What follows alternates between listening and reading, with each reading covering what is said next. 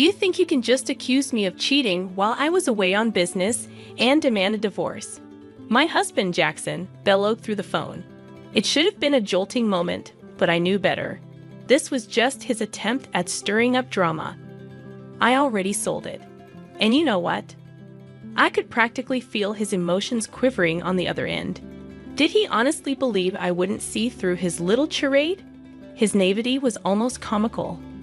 As his accusations continued to ricochet off my resolve, I found myself teetering between anger and amusement.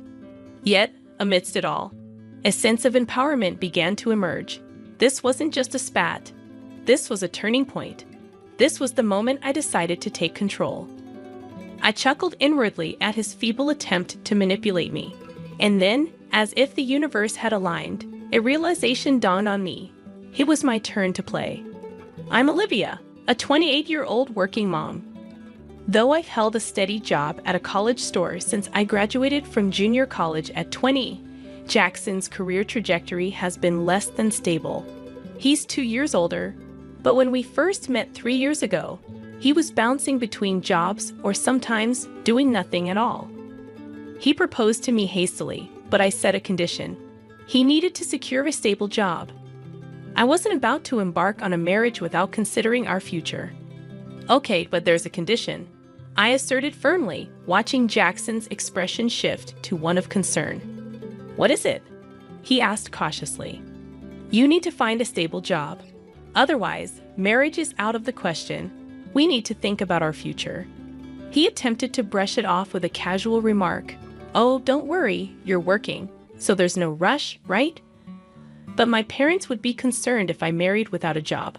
I'll find one before we tie the knot, he promised, sensing the seriousness in my tone. Reluctantly, Jackson embarked on his job search journey. Eventually, he secured an office position at a construction company, and we moved forward with our plans to wed. At the time, I saw Jackson as somewhat careless with money and work, but I believed our partnership could balance each other out. I thought I could guide him towards financial responsibility, and he would complement my strengths. Little did I know, our challenges were just beginning.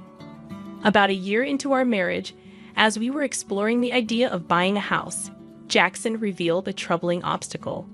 I might not qualify for a loan, he confessed casually. I was taken aback.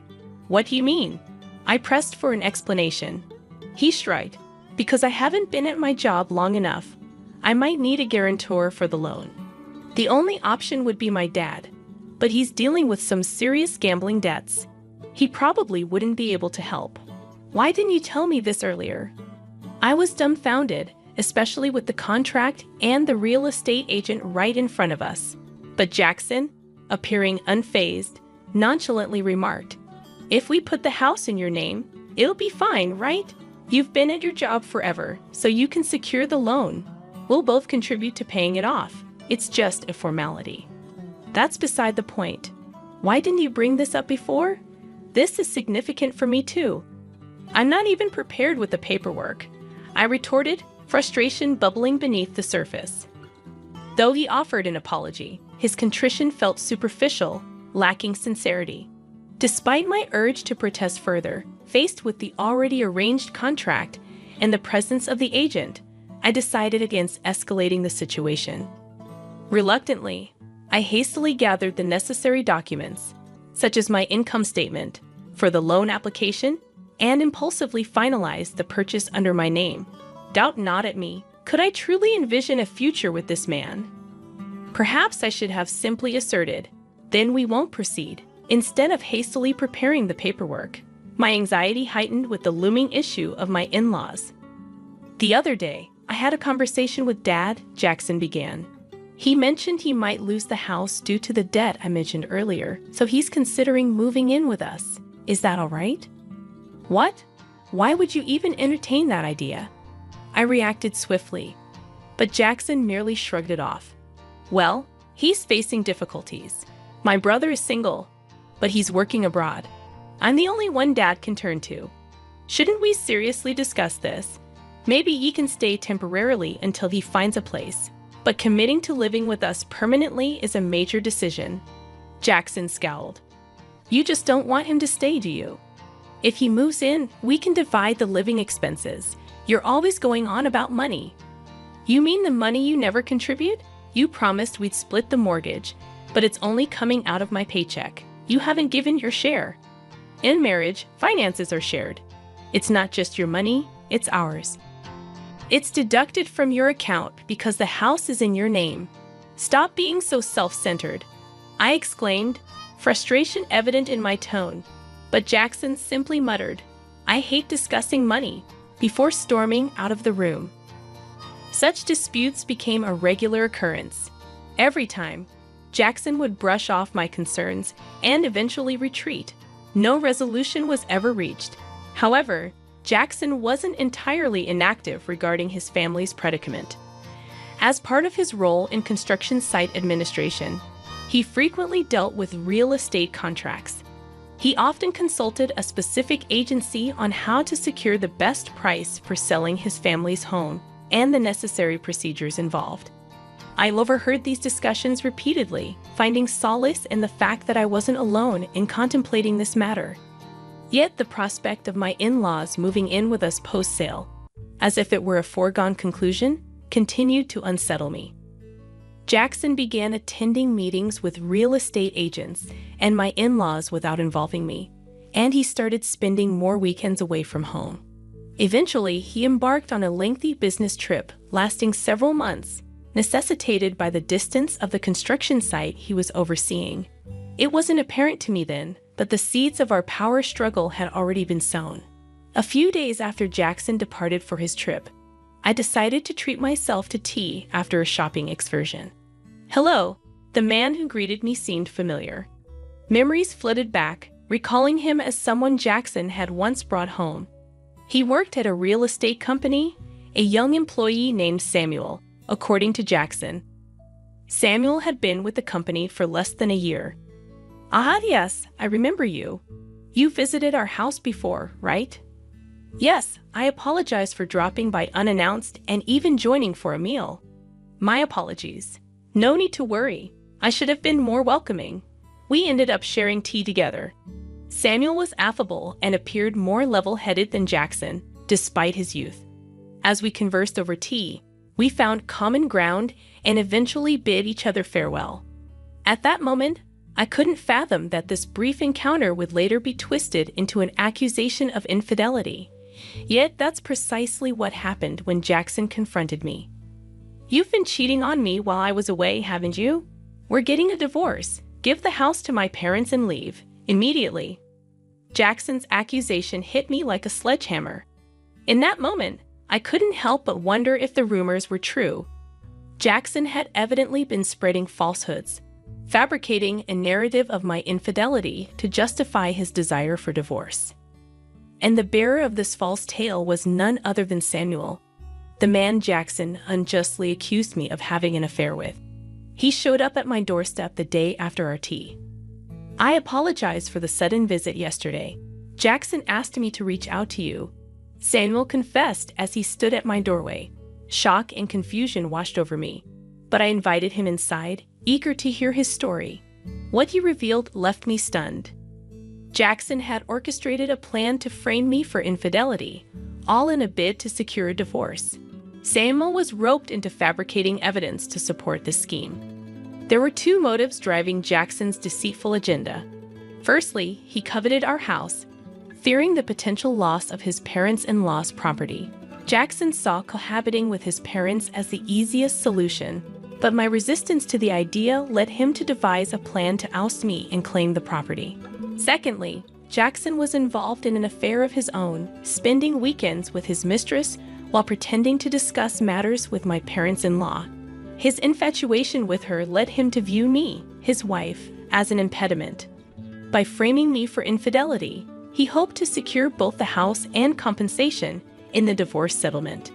Despite my perception of Jackson's lack of astuteness, his cunning nature in orchestrating such a devious plan was truly despicable. As I muttered my disdain, Samuel offered his apologies. However, I had no intention of aiding Jackson in his malicious scheme. I feigned cooperation, all the while plotting to turn the tables on him. Samuel, leveraging his expertise in real estate, offered various suggestions. Eventually, he proposed a daring move. You should sell the house while Jackson is away on his trip. And so, when Jackson returned, bewildered by the news of the sale, I delivered the final blow. I know everything, Jackson. Samuel recorded everything, including your attempt to frame me for cheating with him. If we proceed with divorce, I can claim alimony and take you to court, I declared, relishing the shock that registered on Jackson's face. Why? Why? He stammered, but I wasn't finished. I had one last card to play. You might not have realized, but Samuel isn't just any new employee. He's the son of the company's CEO.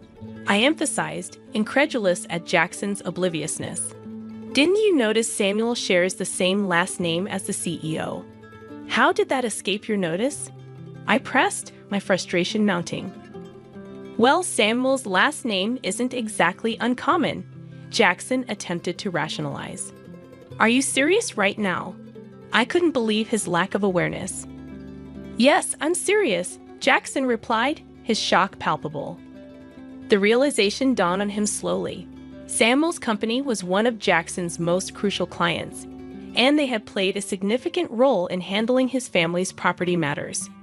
If news of this deceit reached the CEO, Jackson would undoubtedly find himself in hot water. In fact, Samuel had likely already reported the situation. Look, fine, I'll check it out. But if you're lying, I'll figure it out. Jackson relented before abruptly ending the call. It didn't take long for him to realize the gravity of his actions. Subsequently, the real estate company owned by Samuel's father refused to engage in any business dealings with Jackson or offer him advice regarding his family property. With my house sold, Jackson had no option but to return to his family home following his business trip. Fortunately, Samuel had assisted me in finding an affordable apartment, so I encountered no difficulties. As I initiated the divorce proceedings, Jackson persisted in reaching out to me. I'm sorry, Olivia. Please forgive me, he pleaded. It's too late for apologies now. You tried to manipulate me using someone else. Why should I believe anything you say? I countered. Don't say that. After our divorce, you can be with that other woman, right? That's what you wanted, isn't it? He suggested, attempting to deflect blame. Yeah, she had someone else she liked and dumped me. What a sorry tale. But just because of that, don't expect me to change my mind and come running back to you. I muttered as I ended the call with a heavy sigh. Despite not disclosing my current address to him, in hopes of keeping him at bay, Jackson's incessant calls persisted. Each time he pleaded, please don't leave me, I'll change. I'll be a better husband. Yet I was weary of his hollow promises. Once the divorce is finalized, I'll delete his number, block him on WhatsApp, and sever ties completely.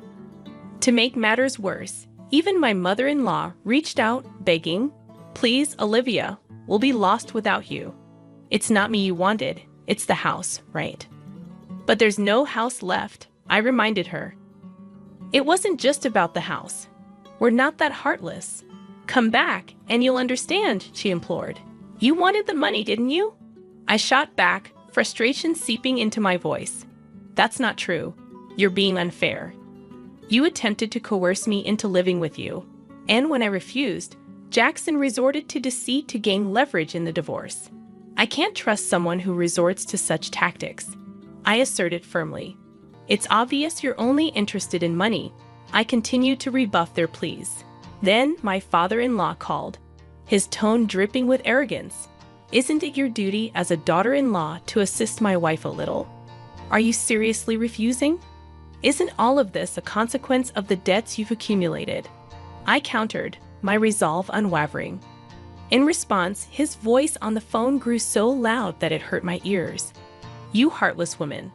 Abandoning your mother-in-law in her time of need and shifting blame onto her. I'll teach you a lesson, you wicked woman.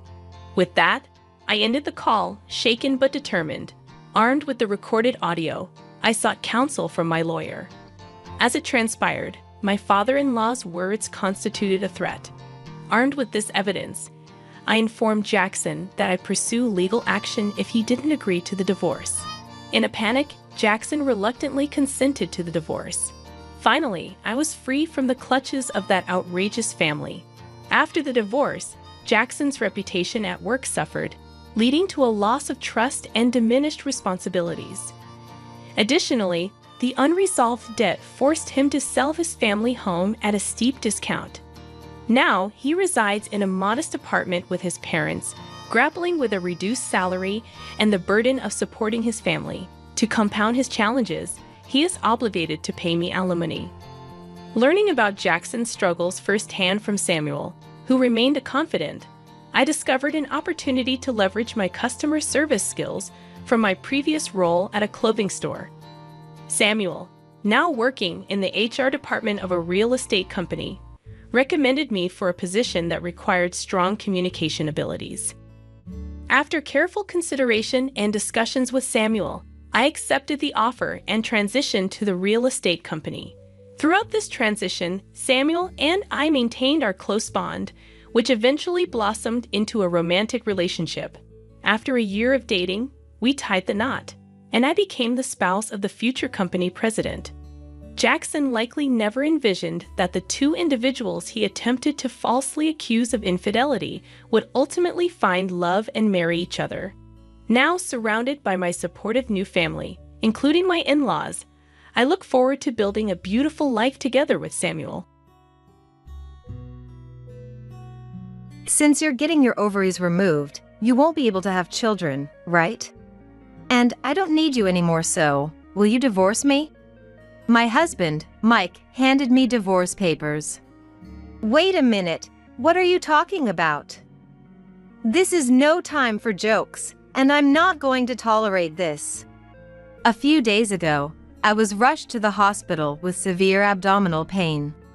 The tests showed a possibility of ovarian cancer, and I was scheduled for surgery the next day. I'm not joking. I've put up with this long enough. Living with my in-laws and dealing with their harassment. I've been the one enduring all of it. Why do I have to be handed divorce papers now? Especially when I'm about to have surgery tomorrow.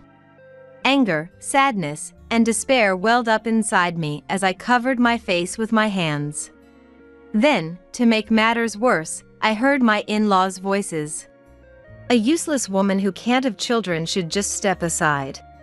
It's pathetic to cling to a younger man like Mike at your age. These past 3 years have been a waste of time for Mike. Just disappear from our lives already. Their words deeply hurt me.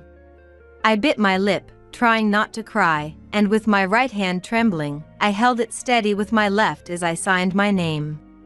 All right, now and I are strangers, Mike said, pocketing the divorce papers. As he left, he added, Actually, I've been getting close to a woman at work recently. She's young, cute, and healthy. It's good I won't be passing on the genes of an unattractive, middle-aged woman. I was speechless at his cruel words. Despite everything I went through, I never imagined what would happen when I met Mike again 3 years later. My name is Anne. I married Mike, who is 2 years younger than me, 2 years ago. I met Mike at work when I was 38, and his passionate pursuit led to our marriage. I had already given up on getting married, so at first, I firmly refused Mike's advances. There are plenty of younger women out there for you. I like independent, mature women like you, Anne. I'm 38, so I might not be able to have kids. I don't want kids. I want to be with you, Anne. Mike insisted that no one else would do, and I finally agreed to marry him under one condition. Just promise me one thing. I'm not obsessed with having kids at this age. Let's not try to force it. Mike agreed, and we got married.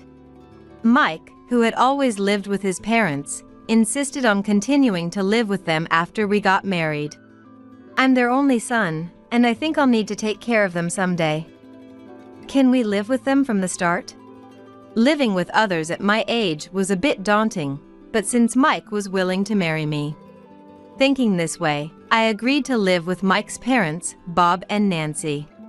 However, I quickly realized this decision was a mistake. And I'd like you to handle the shopping, cooking, dishwashing, taking out the trash, and cleaning the shower room. Why should I be the only one doing all this work when there are 4 adults living here? I couldn't voice my concerns, but from the beginning, I felt distrustful of them. They seemed to see me as their housekeeper. And I want to have pot au feu tonight. And the entrance is getting dirty. Please clean it. And could you iron my shirt? What kind of life had they been leading before I arrived? Since the house wasn't particularly dirty when I moved in, someone must have been doing the chores. This realization made me even more frustrated. Moreover, Mike's parents were eagerly anticipating their first grandchild now that their only son was married. You're almost 40, so you should hurry up and start fertility treatments. Well, we actually decided we don't need to have children. What are you talking about? There's no point in getting married if you don't have children. They couldn't accept the idea of not having children and blamed me for it. We decided not to stress too much about having kids because we're not young anymore. Mike remembered our agreement and tried to convince his parents. But they were relentless. No matter how much Mike persuaded them, after a few days, they'd start asking about grandchildren again. One day, Mike came into the room with his face red. Mom told me to get checked at the hospital because it might be my fault that Anne isn't getting pregnant. Hurt by the implication that his manhood was in question, Mike started taking his frustration out on me. It's not my fault, Mike. You're the one who's upset. Though I didn't say it out loud, my unease grew daily. I'll prove it's Anne's fault we can't have children. We're going to the hospital. In the end, Mike insisted on this. But I had no intention of undergoing fertility treatments. So I ignored Mike's demand and lied about being busy with work to escape from the house. Mom, listen to this. The only saving grace was that my parents lived near my workplace. Before going home, I would stop by their house and talk about my worries. My parents, Tom and Kate, who were enjoying their retirement, were always there for me. I wondered how they felt seeing their daughter, who had just gotten married in her late 30s, venting about her in-laws and husband. At first, I felt guilty, but they always listened patiently. And what happened today? Our neighbor gave us some good wine. Let's have some together. Their casual, light-hearted attitude made it easier for me to vent. Why does everyone equate marriage with children? It's the woman who has to go through all the challenges of pregnancy and childbirth. And then there are the husband's parents, constantly interfering. Everyone's thinking is old-fashioned, especially as they get older. I've been told I have a gentle demeanor. Tom, you've become kinder with age. Maybe Mike is the same. One day, we'll laugh about this situation. Their encouragement kept me going. Knowing they were on my side gave me the strength to continue my marriage. One day, on my way home from work, I suddenly felt a sharp pain in my lower abdomen. What is this pain? Cold sweat broke out as I couldn't stand and collapsed on the sidewalk. I tried to find my smartphone to call for help, but my hands were trembling too much. Luckily, a passerby noticed and called an ambulance for me. At the hospital, after various tests, I was told I might have ovarian cancer.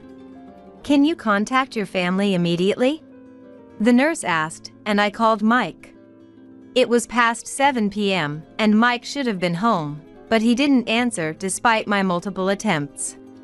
I had no choice but to call my mother. I'm coming right away, don't worry, Anne. My mother reassured me and came to the hospital with my father. Seeing my parents, I couldn't hold back my tears. Even at 40, I wasn't strong enough to face cancer alone. My mother gently patted my back. Together with my parents, I listened to the doctor's explanation. The right ovary has a high likelihood of cancer. We recommend removing both ovaries and the uterus. Does that mean I won't be able to get pregnant anymore? Yes. And, do you wish to have children? Well, I stammered. At 41, I didn't particularly desire children that desperately. However, in a situation where my in-laws and Mike were so eager for a child, I felt a momentary resistance to making myself incapable of having children. Are there other treatment options if I want to get pregnant? I asked hesitantly. You need to prioritize your own health, Anne. My parents said, looking worried. The doctor looked at me intently and spoke quietly. There are other methods, but whether they're suitable for you will require further testing. I'm sure my parents were surprised that I was considering pregnancy. I was surprised too. Though I couldn't put my feelings into words, there was a profound sense of emptiness at the thought of having both ovaries. And my uterus removed without ever having given birth. Maybe if I didn't give up and tried my best, Mike, Bob, and Nancy might start seeing me in a different light. The thought crossed my mind. I can't completely give up on the idea of pregnancy. Can you leave one ovary? I asked. The doctor looked me in the eye and nodded. I understand, Anne. But depending on the progression, we might still need to remove everything. As a result of our discussion, the surgery to remove the tumor on my right ovary was scheduled for 5 days later. If the cancer was confined to the right ovary, we would monitor the situation with the addition of chemotherapy. If there is any metastasis, you'll need to give up on pregnancy entirely. The doctor said, and I nodded firmly. My parents, thankfully, supported my decision without saying anything, quietly standing by me. My mother visited me daily in the hospital, comforting me as I struggled with my feelings. Have you been able to reach Mike? No, he doesn't answer the phone, and even though I messaged him about my hospitalization, there's no response. I just don't understand Mike. My parents fell silent, realizing how strained my relationship with my husband had become. He's probably busy. Tom and I have plenty of time, so don't worry about anything. I'll bring your favorite grapes later. My mother said brightly, trying to lift my spirits. I was deeply touched by my parents' warmth. I decided to face the surgery for their sake. Then, the day before my surgery, Mike and my in-laws came into the hospital room. I glared at the three of them. Why did you ignore my calls and messages? Mike laughed and replied, Seems like you've been through a lot. Good job. I was speechless, expecting him to apologize for not getting in touch. How could he speak so indifferently when his wife was about to undergo surgery? Anger surged within me as I glared even harder at the three of them. Seeing my reaction, they whispered among themselves and then looked back at me, smirking maliciously. Get out! I don't want to see your faces! Unable to contain myself, I yelled at them, forgetting that we were in a hospital. Mike walked over to me and held out a piece of paper. If you're having your ovaries removed, you won't be able to have children, right? And we don't need you anymore, so will you divorce me? The paper Mike handed me was a divorce application. What are you talking about? This isn't the time for jokes, and I won't forgive you for this. This is no joke. I've been putting up with you all this time. I've been the one enduring all this time. Why do I have to be handed divorce papers now? Especially when I'm about to have surgery tomorrow. Anger, sadness, and despair welled up inside me as I covered my face with my hands. As if to add insult to injury, I heard the voices of my in-laws. A useless woman who can't bear children should just leave quietly. It's pathetic for a woman her age to cling to a younger husband. These 3 years have been a waste of time for Mike. Just disappear from our sight already." Their words hurt me deeply. I felt foolish for choosing a treatment that preserved the possibility of pregnancy for the sake of these 3 people. How could they say such things? While I was in a daze, Mike placed the divorce application and a pen on the bedside table. "All that's left is for you to sign, Anne. I'll even submit it for you, so be grateful," he said, forcing the pen into my right hand. It's not that I was entirely against getting divorced. In fact, the thought of living with my in-laws, enduring their spiteful comments until I could have a child, seemed unbearable. But for the past 3 years, I had endured their tyranny. I endured it because we were family. Yet, they only saw me as a childbearing machine. Not only did they fail to support me during my cancer diagnosis and upcoming surgery, but they also hit me with divorce papers. My resentment towards the 3 of them was overwhelming. I bit my lip, holding back tears, and with my left hand steadying my trembling right hand, I signed my name. "Now, Anne and I are strangers," Mike said, pocketing the divorce application. The 3 of them, looking satisfied, left the hospital room. Finally, Mike turned around and said, "Actually, there's this woman at work I've been getting close to. She's young, cute, and healthy. And you can't compete with her at all."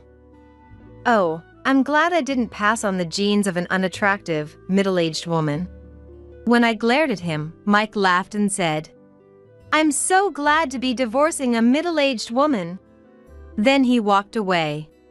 The now silent hospital room echoed with my sobs. Mike and his family had made me suffer even more while I was already feeling crushed by the anxiety of my illness. I buried my face in the pillow and cried hard. I don't know how much time had passed. I heard a knock at the door and hastily hid my face under the blanket, pretending to be asleep. "Anne? You're sleeping, aren't you? I bought some grapes. Eat them later, okay?" It was my mother, who usually entered the room without knocking. She quietly came in and placed the grapes on the table. "I'll move all your stuff to our place today. Once you're discharged, you'll have to help with the laundry, okay? Oh, and Tom started cooking too. Look forward to his meals. I'll come back tomorrow morning," she said, gently stroking my head before leaving the room. Without saying anything, my mother seemed to understand everything. Maybe she had overheard the conversation about the divorce outside the room. Feeling the infinite warmth and kindness of my mother, I started crying again. After crying for a while, I felt a bit relieved and lifted my head. I looked at the grapes my mother had brought and said, "Mom, thank you." Eating the grapes, I pictured my parents' smiling faces. I need to get better soon and repay my parents. To put their minds at ease, I will do my best to undergo the surgery. I had made up my mind. The next day, I had the surgery and my right ovary was removed. As expected, it was cancerous, but fortunately, my left ovary was normal. The next step was to undergo chemotherapy to eliminate any remaining cancer cells. The first round of chemotherapy was tough. The drugs didn't agree with me, and the side effects were severe. I couldn't eat anything, my hair fell out, and I could feel myself wasting away. But my parents were always there to encourage me. "Last night, there was a meteor shower, your favorite. I saw 5 shooting stars and made a wish for you to get better." I couldn't believe that my father, who had no interest in shooting stars, stayed up late just to watch the sky. I felt the love of my family more than ever. Thanks to them, I was able to stay strong and determined to fight for their sake. My hospital stay lasted 6 months, after which I transitioned to outpatient care. Dust gathers quickly if someone isn't using the place. "I'm glad you're back, Anne," my parents said as they took me back to my childhood home without ever mentioning the divorce. Initially, I couldn't return to work, so I spent some time recovering at home. Supported by my parents, I gradually regained my strength and sense of self. 2 years passed since the surgery. Before my illness, I didn't think much about my daily life, but after experiencing cancer, I became committed to maintaining a healthy and orderly lifestyle. That was a good walk, I said as I returned home from my usual morning stroll. The mail carrier handed me a Christmas card just as I was about to enter the house. It was a Christmas card with a baby's photo. The sender was Mike. While I was battling my illness, Mike, who had abandoned me, found his happiness and even had a child, fulfilling his parents' wishes. I wondered what he hoped to achieve by informing me of this. Seeing the card didn't make me feel good, of course, but Mike was already a stranger to me. There was no need to waste my emotions on someone who no longer mattered. I had moved on. If my parents found this card, it would definitely cause them distress. I tore it up and threw it in the trash without mentioning it to them. Eventually, I returned to work. The company was close to my parents' house, allowing me to commute without overexerting myself. How was the healthy lunch? It was delicious, thank you as always. For my work, my dad made a nutritious and balanced lunch for me every day. I was amazed because he never cooked when I lived at home. Dad, you're really good at cooking. Did you always know how to cook? When I asked my mom in a low voice, she shook her head. Tom was excited to make lunches for you, and he's gotten really good at cooking over the past few months. Watching him hum a tune while preparing my lunch, I could see how happy he was that I was healthy. Parents always give unconditional love to their children, no matter how old they get. I wanted to be a parent who could give unconditional love like my dad and mom. Thinking about this made me smile. Even though I had one ovary left, it was unfortunately unnecessary for a single woman like me. But I had to stay healthy for my parents. And one day, I would repay them for their love.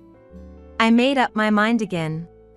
I was living a healthy and peaceful life, but one day, Mike and his parents suddenly appeared in front of me.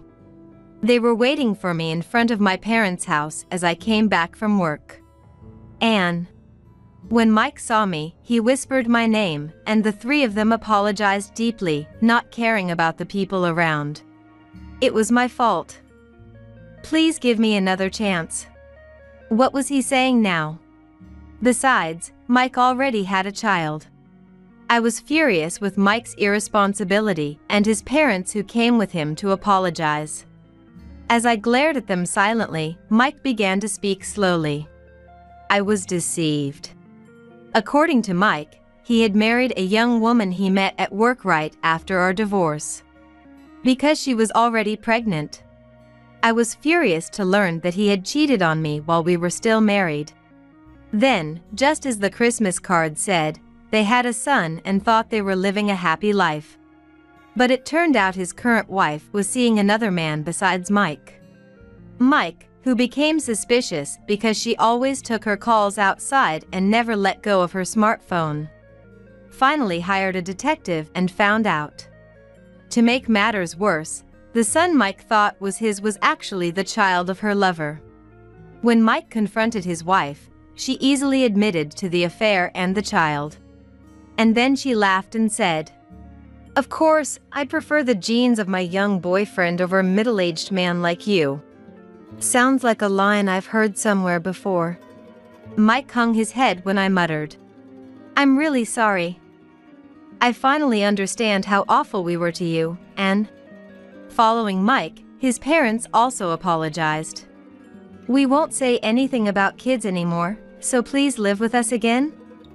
Dad and Mom are really sorry too. How selfish can they be? After all they put me through, I couldn't understand how they had the nerve to show up in front of me. And I didn't even feel like talking to them. Just then, my parents and a man, who had heard the commotion at the front door, came out of the house. "A guest? Huh?" What are you doing here? When my mother saw Mike apologizing deeply in front of me, she shrieked. The man, who was behind my parents, was startled by my mother's attitude, but in the next moment, he understood something and rushed to my side. Stay away from my wife. He then stood in front of Mike and his parents, shielding me from them. Mike and his parents were stunned. My wife? What do you mean, Anne? This is a joke, right? Why would you think it's a joke? I started to fight back. Sorry, but I married him. Thanks to you asking for a divorce back then, I was able to meet someone who loves me for who I am, not just as a baby-making machine. I took his arm and showed it off to Mike and his parents. He was a colleague at work who had taken over my duties while I was on leave.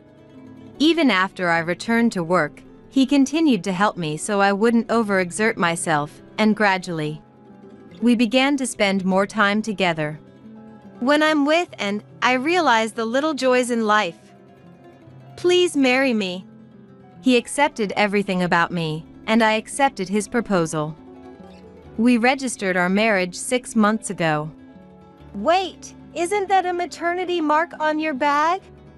At that moment, Nancy screamed when she spotted the maternity mark on my bag. Mike glared at me when he saw the maternity mark. You said you were going to have your ovaries removed. Did you lie to me?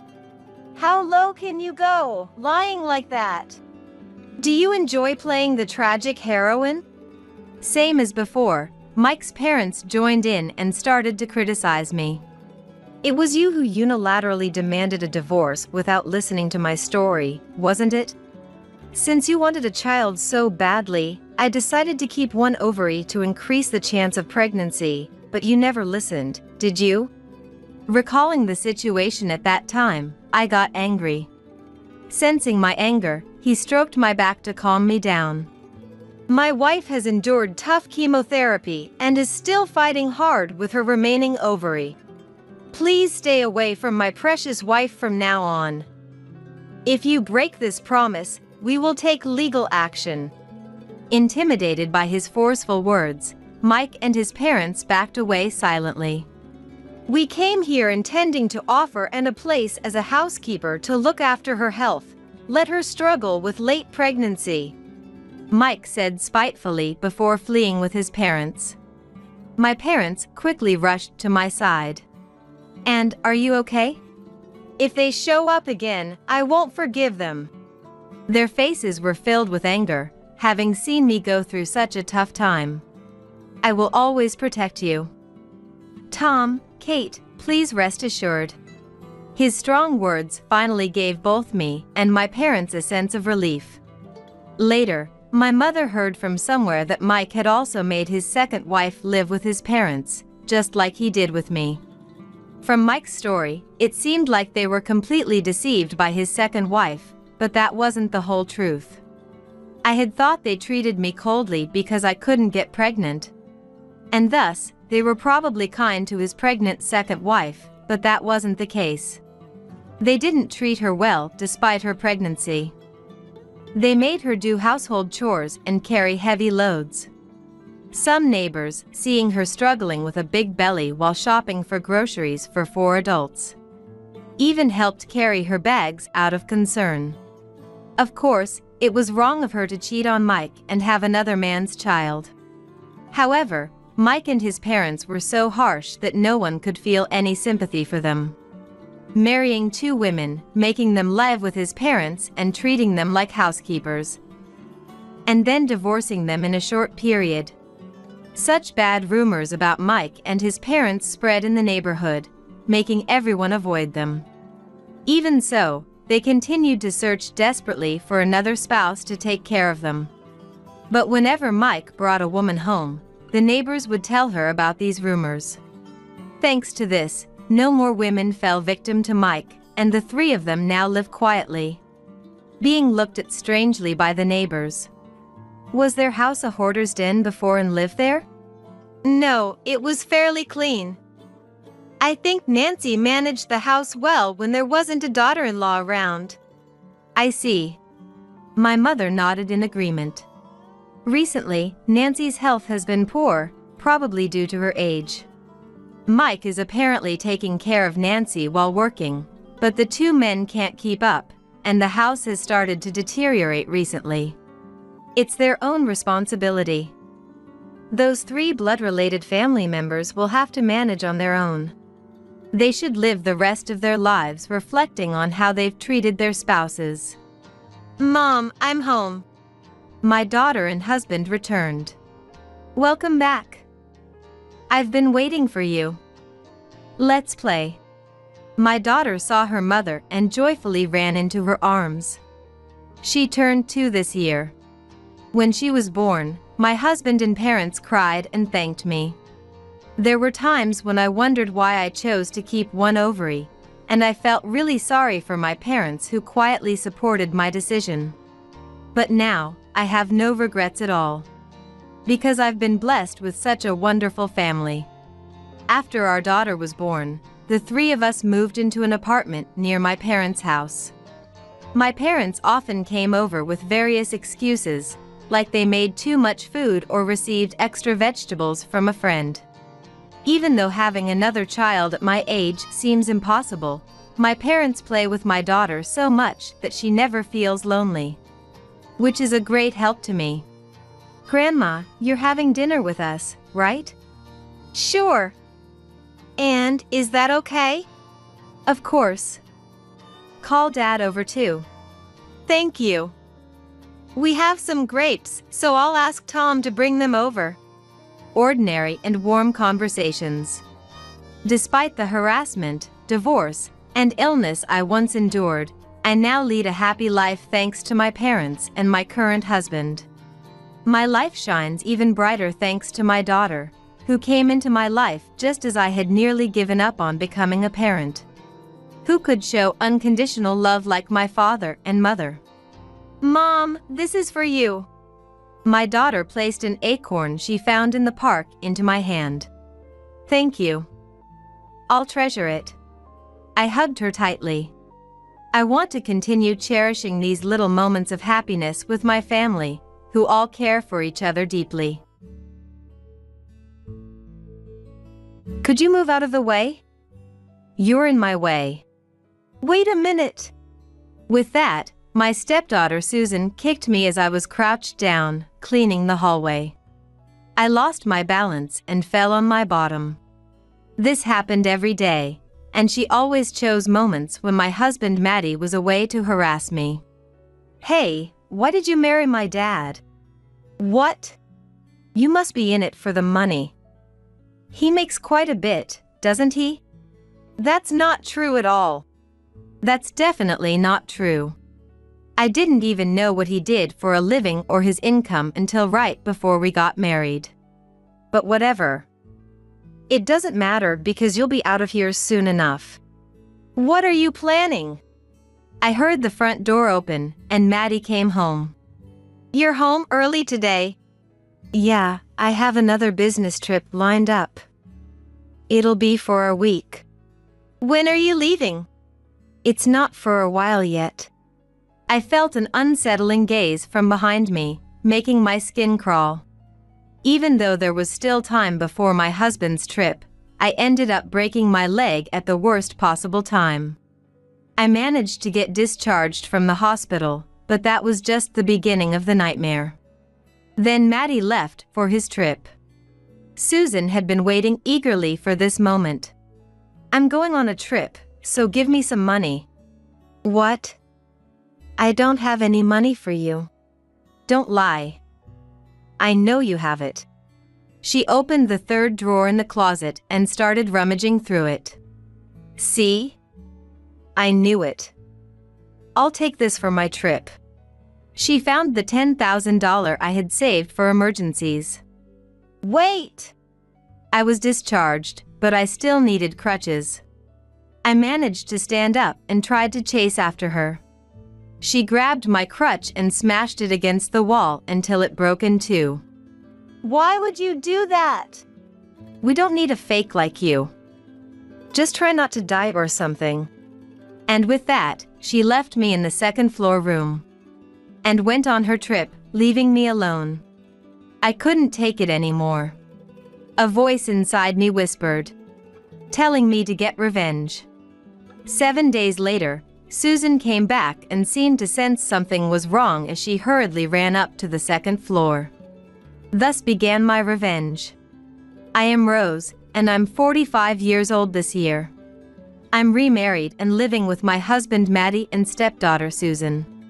When I first got married, I thought we would have a happy life together. I'm sure anyone would have thought the same. Now, I find myself thinking more about when I first met Maddie. How did it come to this? We got married a year ago, but before that, we were a shopkeeper and a customer. I had just gotten divorced and honestly had almost no will to live. At that time, I was running a small cafe that I had opened with my ex-husband by myself. Please cheer up. Easier said than done. Maddie was a regular at my shop. And I got divorced too, you know. Really? But didn't you say you were working things out? Yeah, but I never thought she was cheating on me. She seemed so nice, though. I vaguely remembered her face because she had come to the shop with him before. With 2 people, no less. I almost collapsed in shock. That's just unbelievable. We comforted each other by sharing our troubles. We seemed to get along well, and soon we started meeting outside the shop. At first, it was just for meals, but then we started going on trips on the weekends. By the way, you have a daughter, right? Is she okay with this? She's in high school now, so she's fine. But still, she's a girl. Oh, that's right. You didn't have any kids, did you, Rose? No, I didn't. I thought it would be rude to pry any further into someone else's family, so I never brought it up. Although there was no explicit confession, we had spent almost a year together, so we were practically a couple. Well, I wasn't too concerned about defining it that strictly. Then, one day. Hey, we've been together for a while now, right? Yeah. And we share similar values, don't we? I mean, I think our ways of thinking are quite alike. That might be true. So, I think we're compatible. I think so too.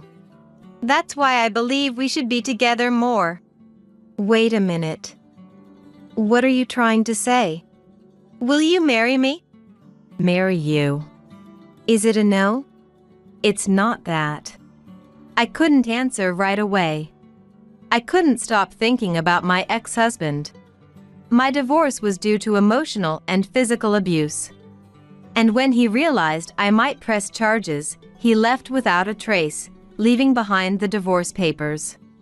Of course, I didn't think Maddie was capable of anything like that. I want to be with you forever, Rose. I feel at home with you. And I won't ask anything from you.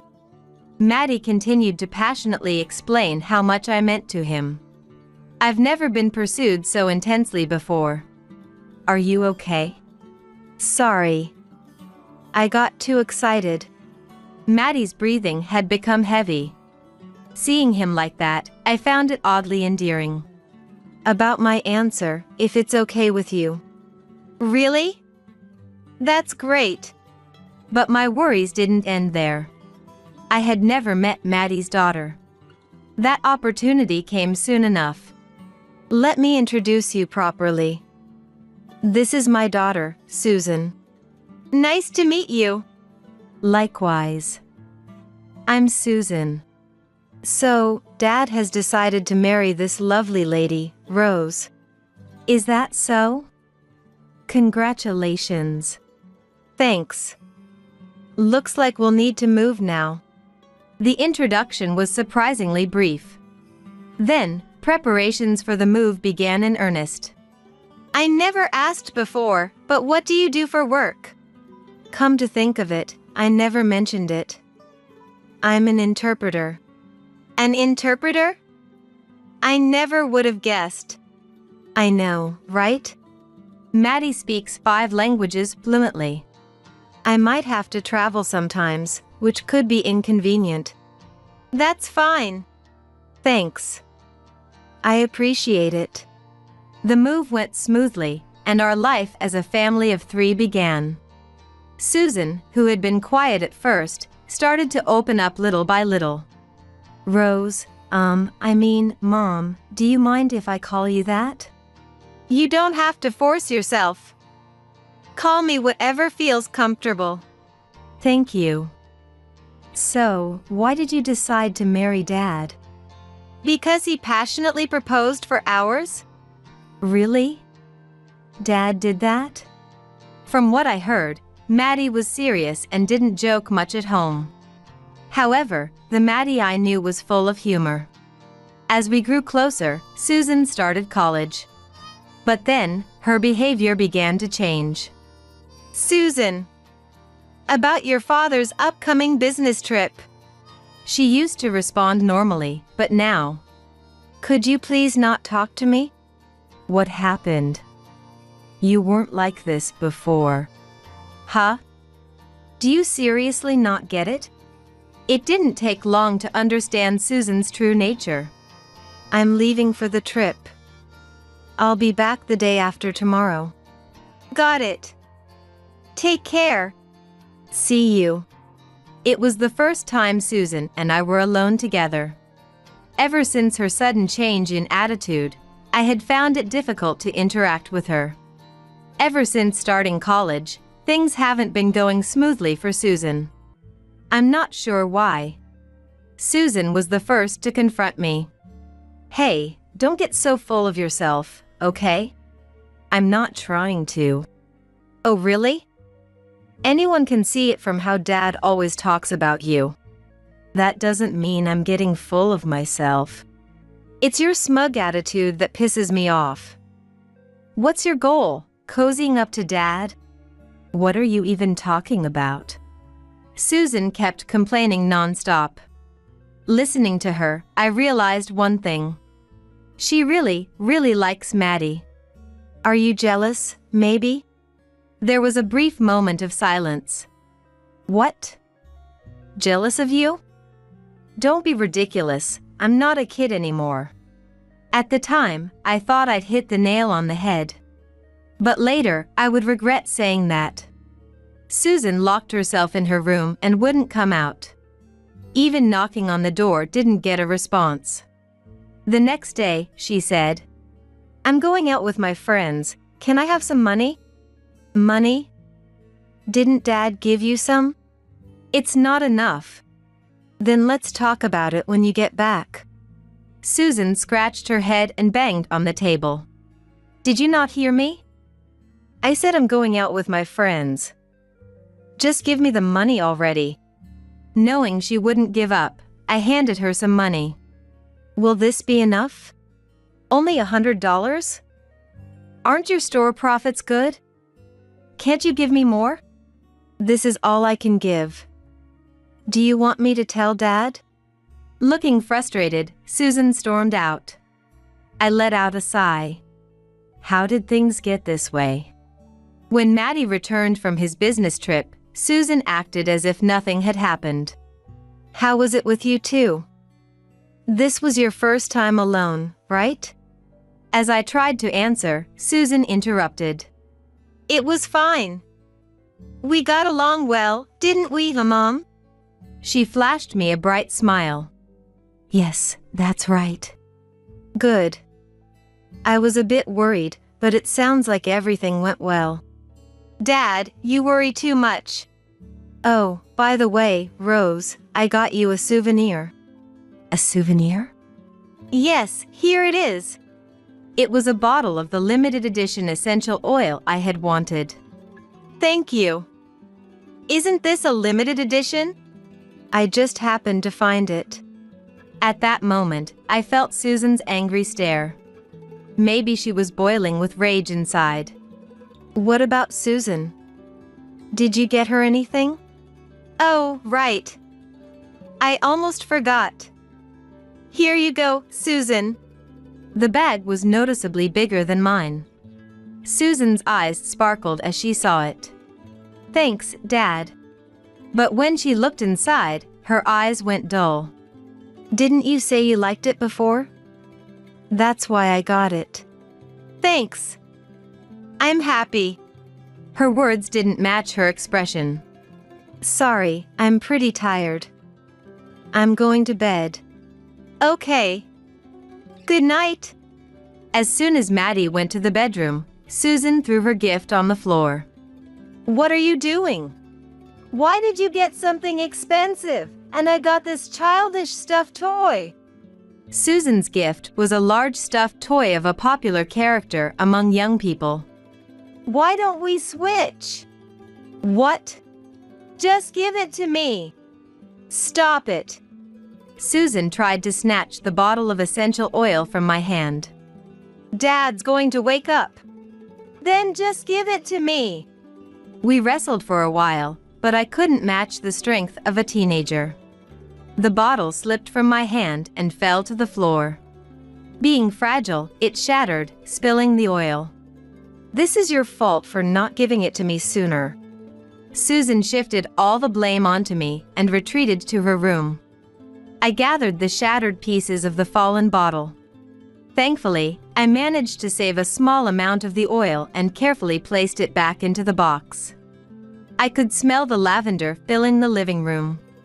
This wasn't how I wanted to experience its scent. I kept scrubbing the floor over and over again. The next morning, Maddie noticed the scent too. "Did you use it already?" "Yeah, but maybe I used too much." "No, I think it's fine. I like the smell too." Then Susan walked into the living room. "Good morning, Susan. How do you like the scent?" "It's nice." "Do you have classes today?" "Yeah, I do." "Are you enjoying your classes?" "They're okay, I guess."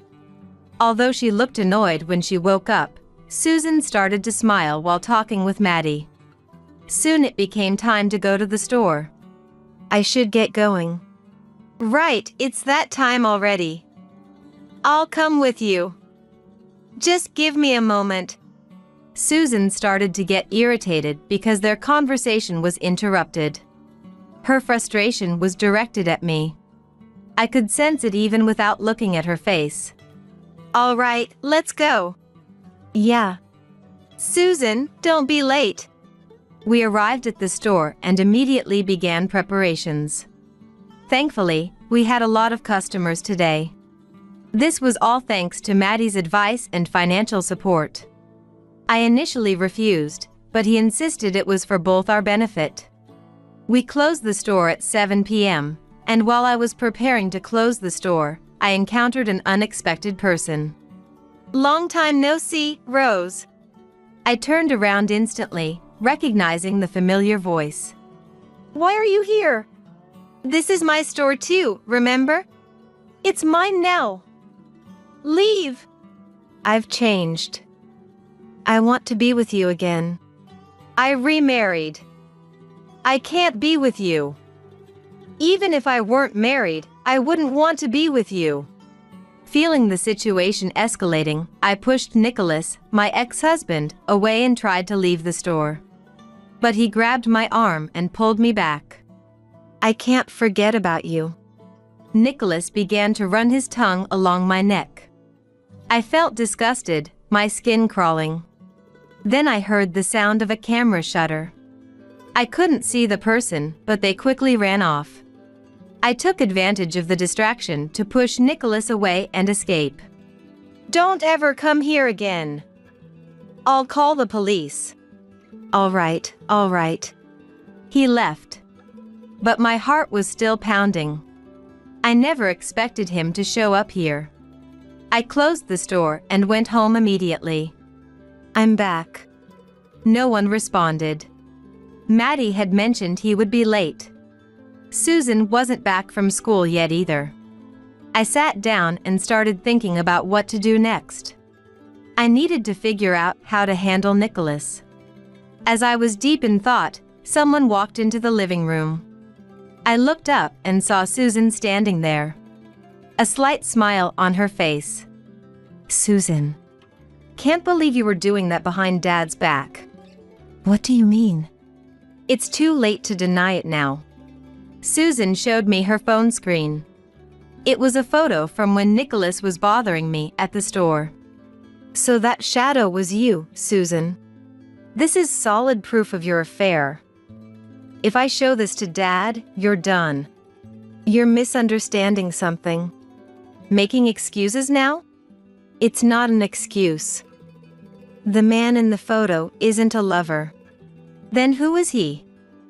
Explain it. That man is. I could hear your voices outside. What's going on? Just then, Maddie came back home. Hey, listen to this.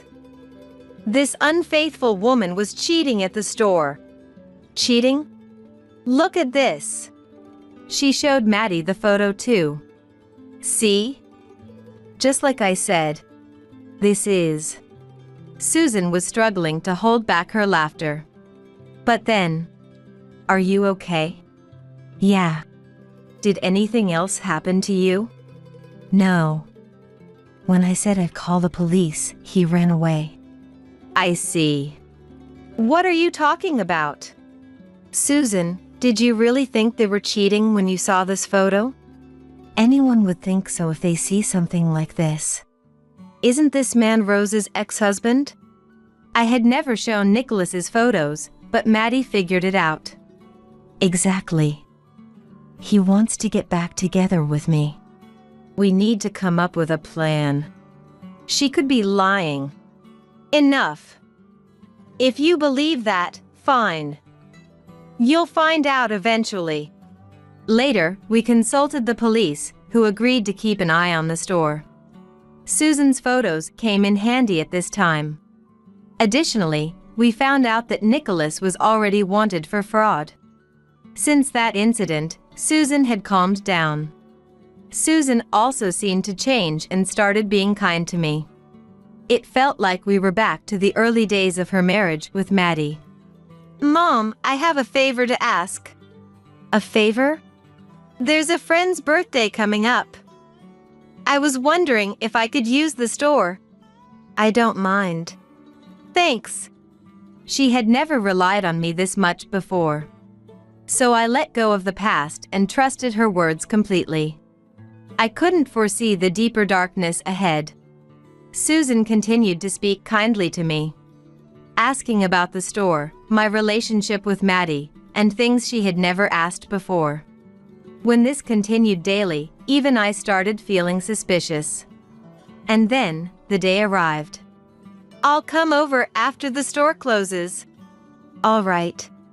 Is something happening today? Susan mentioned celebrating a friend's birthday. Right, she did. Just don't overdo it. I won't. I closed the store and waited for Susan and her friends. Susan arrived with 5 people. But everyone except Susan were men. I prepared the drinks they brought, and the party started. Mom, have a drink. It's a special day. I'm fine. I'm not a strong drinker. I had only sipped alcohol occasionally before. I refused, but they insisted, so I drank a glass of beer. It had been years since I last drank, and I felt dizzy for a moment. Come on, it's a celebration. Drink more. I lost count of how many drinks I had and found myself sitting on the couch. Susan was saying something, but I couldn't make it out.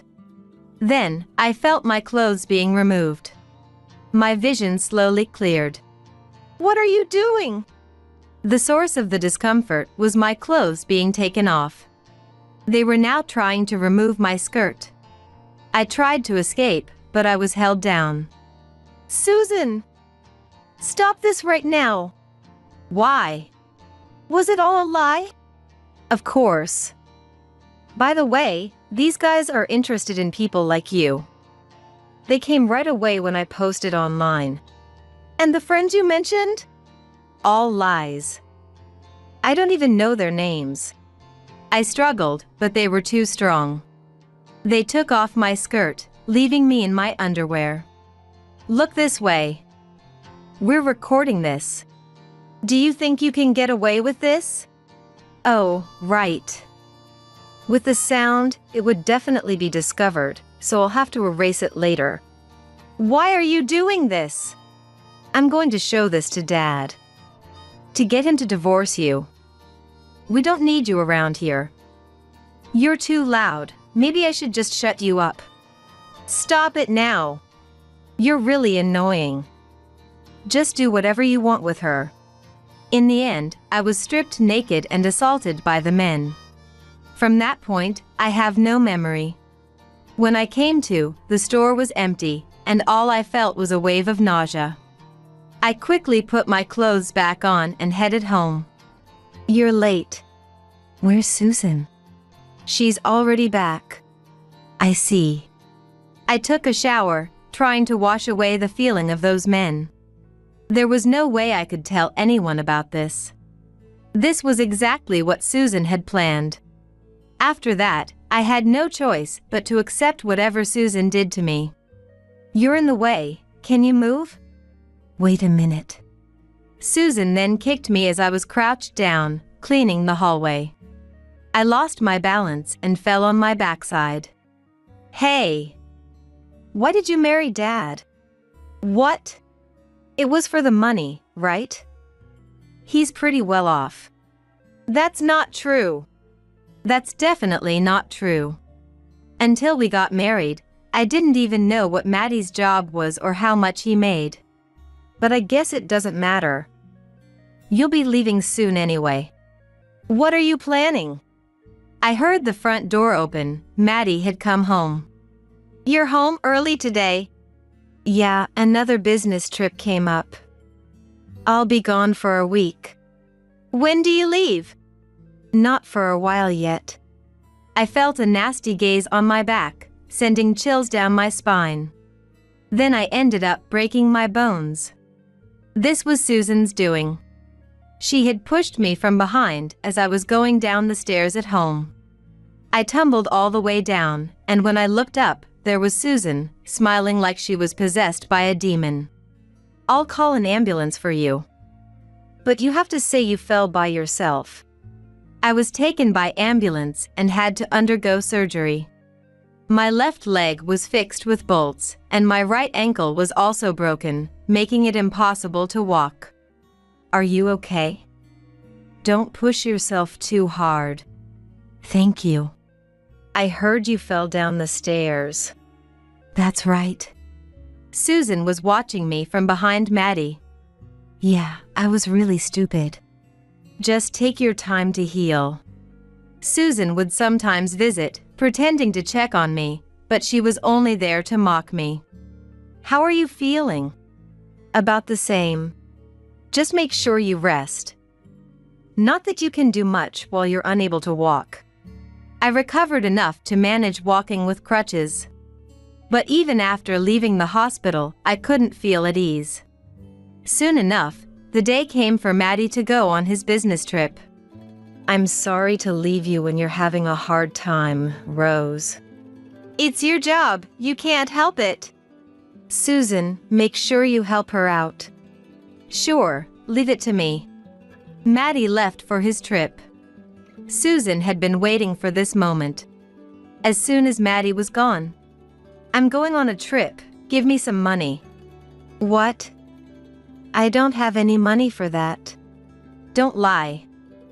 I know you do. She opened the third drawer in the closet and rummaged through it. See?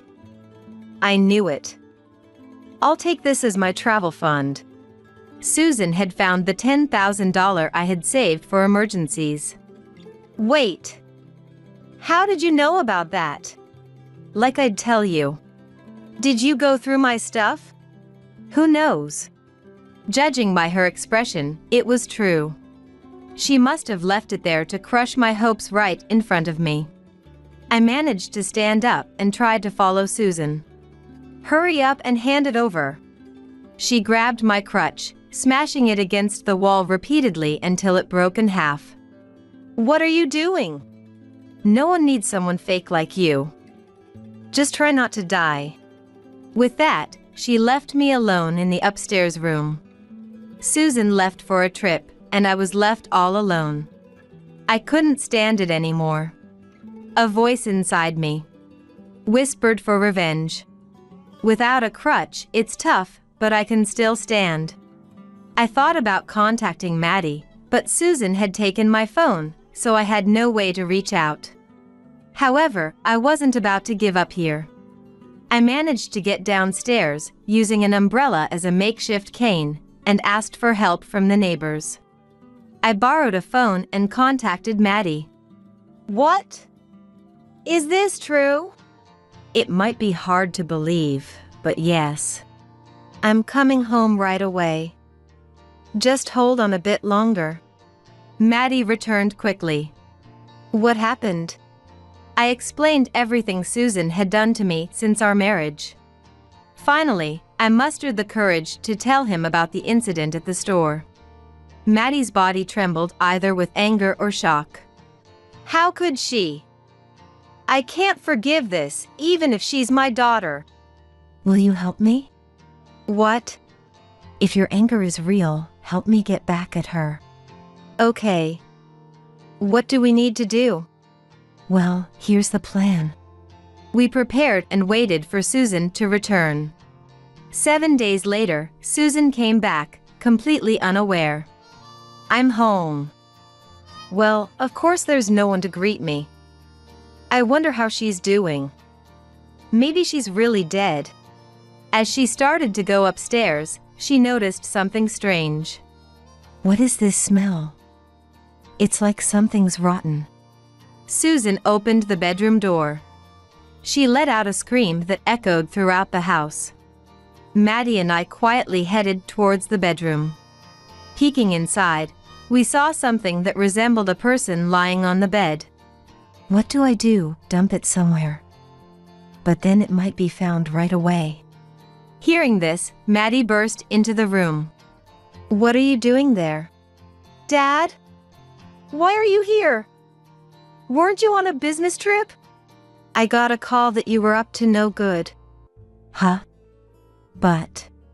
Susan looked at the bed. She genuinely thought I was dead. I'm right here. How are you alive? Then what's this? Oh, that's something Maddie and I set up. But I can't believe you were thinking of dumping it. How far gone are you? While looking for something that resembled a person, we found a love doll. It was quite expensive, but we didn't care about the cost. Is this what happens when you still can't become independent from your parent until your age? Well then, I'll expose the video. Go ahead. Susan took out her phone and showed Maddie the video. But Maddie showed no reaction. So what? Isn't this too much? This should show how crazy she is. You should divorce her. You're the crazy one. I know everything. How? Did she tell you? Yes, and the store has security cameras. Everything was recorded. Everything you instructed them to do. No way! Susan had no escape now. What you did is a crime. Those men too. You've really messed up. I'm tempted to give you the punishment you deserve myself. When Susan saw Maddie's face, she collapsed to the floor, as if her legs had given out. I've already contacted the police. You might get arrested. Give it up. You're not my daughter anymore. You've gone too far this time. After that, we immediately called the police. Susan was taken away in a police car to explain the situation.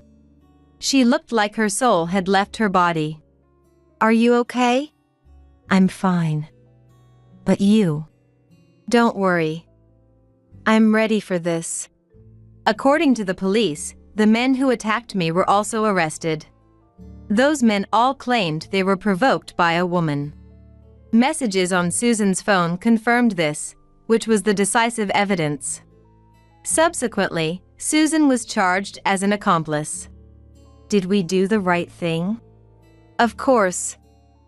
You did nothing wrong, Rose. Yeah. Maddie held me gently.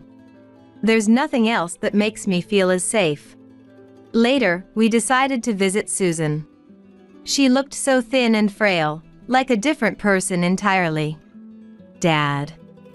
You came. Just to see if you're truly sorry. Of course I am. I doubt that. Why is she here? This is all her fault. Maddie sighed deeply. Rose is right. It seems you haven't really changed. That's not true. I have changed. Please, believe me. You're an adult now. From here on, you need to live with the consequences of your actions. Goodbye. Maddie walked out first. Do you understand now? If you hadn't done such things. No, if you had just grown up, maybe this wouldn't have happened. What are you saying? You've been abandoned. So, do your best. Wait a minute. Hey, come back. When was the last time I felt so clear-headed? However, the wounds I've received will remain forever. But Maddie is by my side. And that's all I need. Pain ran down my left cheek along with a banging sound. I couldn't quite grasp what was happening. Why did a stranger woman just slap me? It's because your husband got me pregnant. She declared with a triumphant look on her face, which only added to my confusion. For 28 years of my life, I had always been single. A few days later, an unexpected truth comes to light. I'm Kelly, 28 years old. I work for an IT company and live alone. Far from being married, I don't even have a boyfriend. Lately, my parents press, "Quick, I want to see my grandchildren." But I'm troubled with it. Right now, I find my job really fulfilling. Therefore, I don't feel any rush to get married, and I believe that as long as I'm leading a fulfilling life, that's what matters most. However, recently, apart from the excessive expectations of my parents, I have another concern, or rather, a troubling situation. It feels like I'm being followed by someone. It might sound exaggerated to call it stalking, but every few days, I feel someone watching me intently. It started 2 months ago.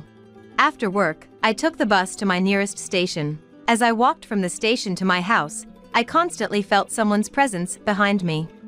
I felt a strong gaze and turned around, but no one was there. Yet, the sound of footsteps continued from behind, and no matter when I turned, I couldn't catch sight of anyone. That day, I convinced myself it was just my imagination and forcibly shrugged it off. But the same situation continued 3 or 4 days a week, and I couldn't help but feel it wasn't just my imagination. Who could be following me? And for what purpose? I haven't had any conflicts in my personal relationships. I even tried to recall if I had gotten into any trouble, but nothing came to mind. In fact, aside from work, I hardly interacted with people, so that situation was baffling. Before I knew it, I was feeling more and more afraid every day. My concentration at work even began to decline because of that. Then one day, my colleague Rala, who I usually got along with, approached me. "Hey Kelly, you've been looking down lately. Are you okay? Are you feeling unwell?" "No, it's not that, just, you know. You were doing so well at work, but lately, you've been making mistakes, right? Even yesterday, you were pointed out by our boss." "I know. My concentration has been a bit." "What's wrong? It's not like you to be this down." "I'm worried." She looked at me with genuine concern. Feeling too burdened to keep it to myself any longer, I decided to confide in her. "Actually, I've been feeling like someone's been following me recently." "What? You mean like a stalker?" "Well, calling it stalking might be a bit much. But yeah, a few days a week, from the bus station to my house, I feel like I'm being followed." "That's scary. Isn't that dangerous? Knowing where you live and all, you should talk to the police." "But isn't that a bit overreacting? Better to do something now than regret it later. You should deal with it as soon as possible." "Rala, To think she'd take my seemingly hopeless story so seriously. Maybe I was being naive, but should I really talk to the police? Her earnest expression made it clear she was genuinely concerned about me. After being persuaded repeatedly by her, I decided to visit the police on my way home that day. A few hours later, at the police station on my way from the station to my house, I confided my recent unease to the police. Lately, I feel like someone's been following me. I've never actually seen them though. You've never seen them? Then how do you know you're being followed? From the bus station to my house, I can definitely feel someone trailing me. But whenever I turn around, there's no one there. Well, without knowing the person's description, there's not much we can do. I know, but I really feel someone's presence. If anything else happens, please come back. We can help more if you see who it is. Yes, please. I was practically sent home against my will. Frustration and anger at the police for not being able to do anything swirled inside me. Although about 2 months had passed since then, the situation was still the same. I still felt followed several days a week on my way home from the station. I'd never caught a glimpse of the person, but there was one thing I'd noticed newly. The person following me was a woman. Until then, I hadn't paid much attention to the sound of footsteps, probably just regular sneakers. Yet, a few days before, I had heard the sound of heels. And that day, again, I heard the sound of heels behind me. As usual, I turned around, no one was there. But someone was definitely following me. The fact that wearing heels meant it was a woman. So, I tried to think again if there was any issue in my social circle.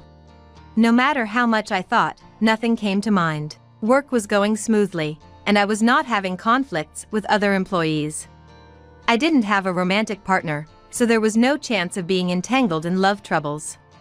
I had not done anything that would warrant resentment. Could it be a woman who cares about me? No, that's unlikely for someone like me.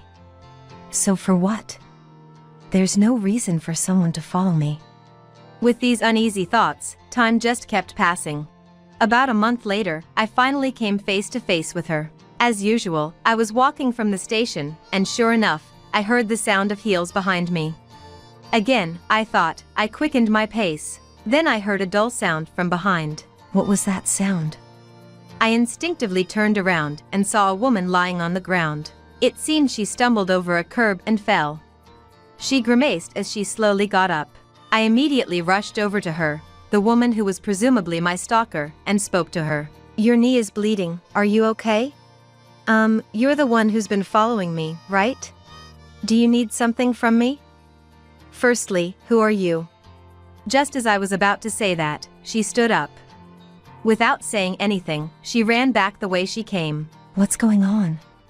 She's been following me, but ignores me when I talk to her. If she had something to say, she should just say it.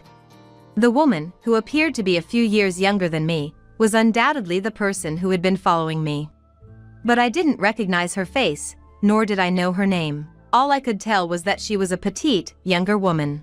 Why was she following me? Why wouldn't she answer when I asked her what she wanted? Who on earth was she? The reality was far from what I had imagined, leaving me somewhat deflated. The fear I had felt until then had almost vanished, leaving only questions.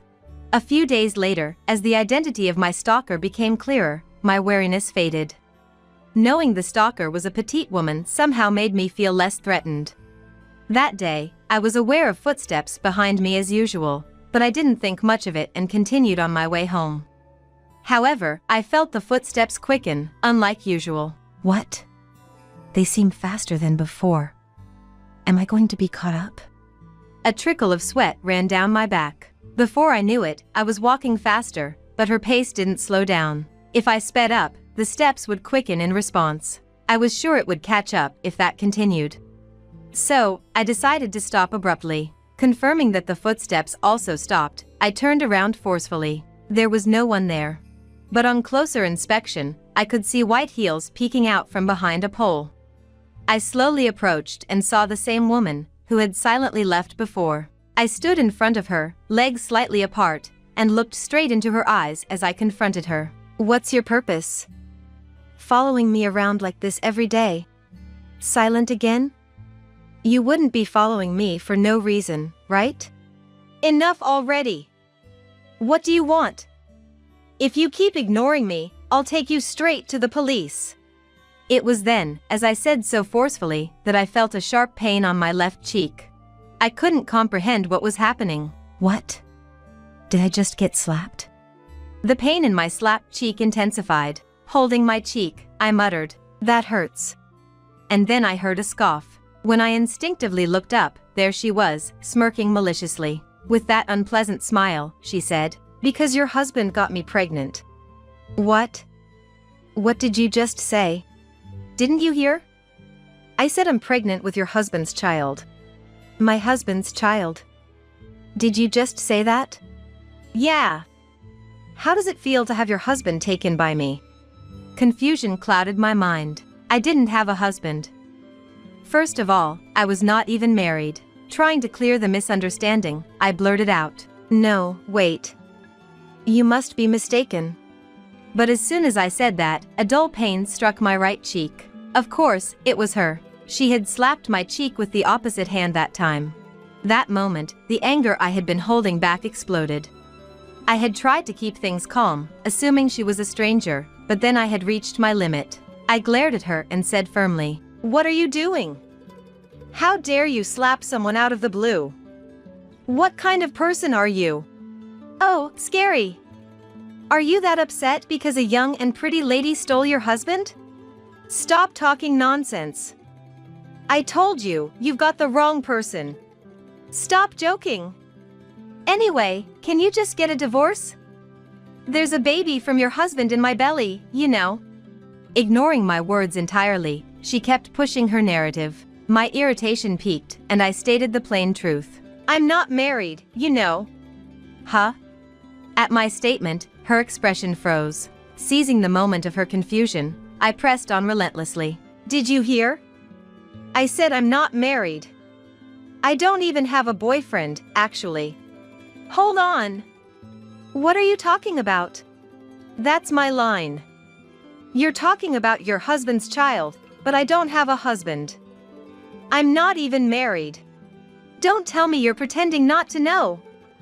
Just so you know, I won't be fooled. I don't know what you're talking about. I don't care whose child you're carrying, but it has nothing to do with me. Got it? Now go back home." With that, I left her behind and continued on my way home. I could hear her screams from behind, but I ignored them and headed to my house. What was that all about? Husband and child. Who is she mistaking me for? I'm exhausted from all this.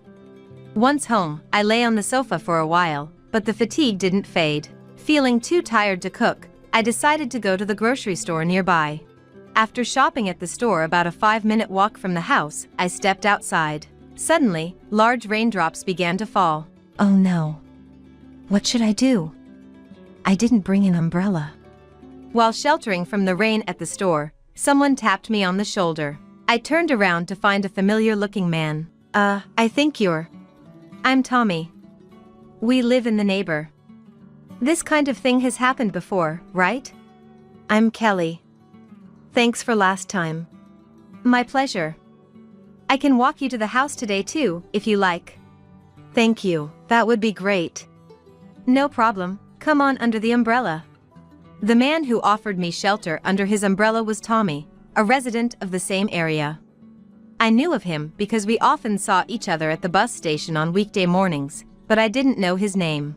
A few months ago from that day, I had also been caught in the rain while shopping at the grocery store. He had happened to be there and offered to share his umbrella. I remembered having walked back to the house with him under one umbrella. For that day, once again, I found myself under his care.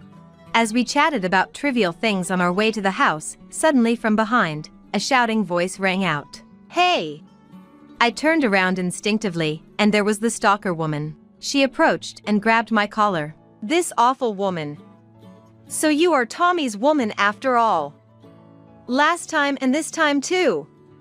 Sharing an umbrella together, unforgivable. Let go! Tommy is just a neighborhood. Don't play dumb. Tommy is going to marry me. You better disappear fast." Get a divorce. She gripped my collar, shook me violently, and then pushed me away forcefully. I stumbled and fell hard. Tommy rushed to me and asked, "Are you okay?" As I nodded, the stalker woman shouted at him, her face red with rage. "Tommy! Why are you caring about this woman? I'm serious about you. Stop it. To begin with, I don't even like you. No. I won't give up. Break up with her quickly. She's not my woman. She just lives in the same area." Huh? You've just been misunderstanding and resenting her for nothing. I'm not even married. I just lied about being married because you kept stalking me. That can't be true, can it? As she kneels in confusion, Tommy stares at her sternly. Looking down at her in the rain, he says coldly, "I only picked up your wallet once and took you to dinner as a thank you. But you've been persistently following me ever since. To be clear, you're a nuisance. Please, stop involving yourself with me." Wait, Tommy! The atmosphere was so nice during dinner. That's just what you think. I never felt that way. You keep contacting me despite my ignoring you. If I'm ignoring you, take the hint. I will never like you. If you show up in front of me again, I'll take you to the police. After his blunt statement, the woman slowly stood up. Staggering, she turned on her heel and left. Since then, she never appeared in front of me again. I later learned from Tommy that he had only dined with her once and there was no romantic relationship. She probably mistook me for his wife and fabricated lies to break us up. I was merely caught in the middle, an utterly bothersome situation. Afterward, I got the woman's name and contact information from Tommy and consulted a lawyer. Even though it was a misunderstanding, I decided to claim damages for being suddenly slapped. A few weeks later, Tommy said, "I want to apologize for what happened." And we went out for a meal. That led to us regularly going out together, and recently, he asked me out. It was a terrible start, but in a way, I have her to thank for bringing me closer to him. Though the beginning was the worst, I'm grateful to her for leading me to meet him. Kelly, I'm really sorry about that time.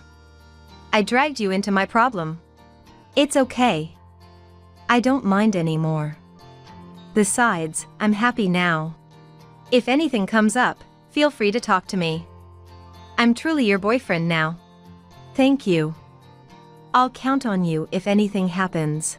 There might be more people like her in the future. But I'm sure he'll protect me. And one day, I hope to build a happy family with him. I don't want to take care of you, so live here. With those words, I felt the door close behind me. I heard the sound of the lock turning, and a bad feeling made me panic. Steve? Hey, you're there, right? Steve? Though I called out in anxiety, there was no response. In the silent space, my panic only grew. Steve? Please, answer me! Already uneasy in the unfamiliar wheelchair, I mishandled it and tumbled out of it. Ouch!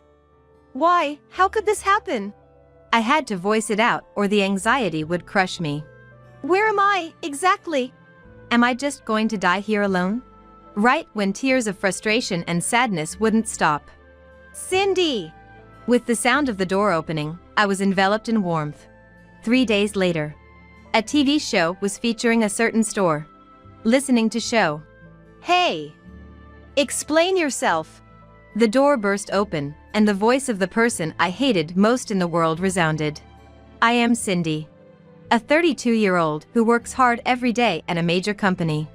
Since I was young, I had a dream. Captivated by it on TV as a child, I became obsessed. Since then, I've studied hard to achieve that dream, and now I'm working hard every day to save up. Working hard is good, but don't overdo it, okay? Thanks. But working towards my dream is really fun. I guess so. I love seeing you so happy, too. That was what my husband, Steve, said to me, smitten by my dedication. He was a colleague at my company. Enamored by my hard work, Steve supported my dream after hearing about it. His persistence won me over, and we started dating. After a few years together, we got married. Both of us working at major companies meant that even allocating part of my salary to my dream savings didn't impact our lifestyle.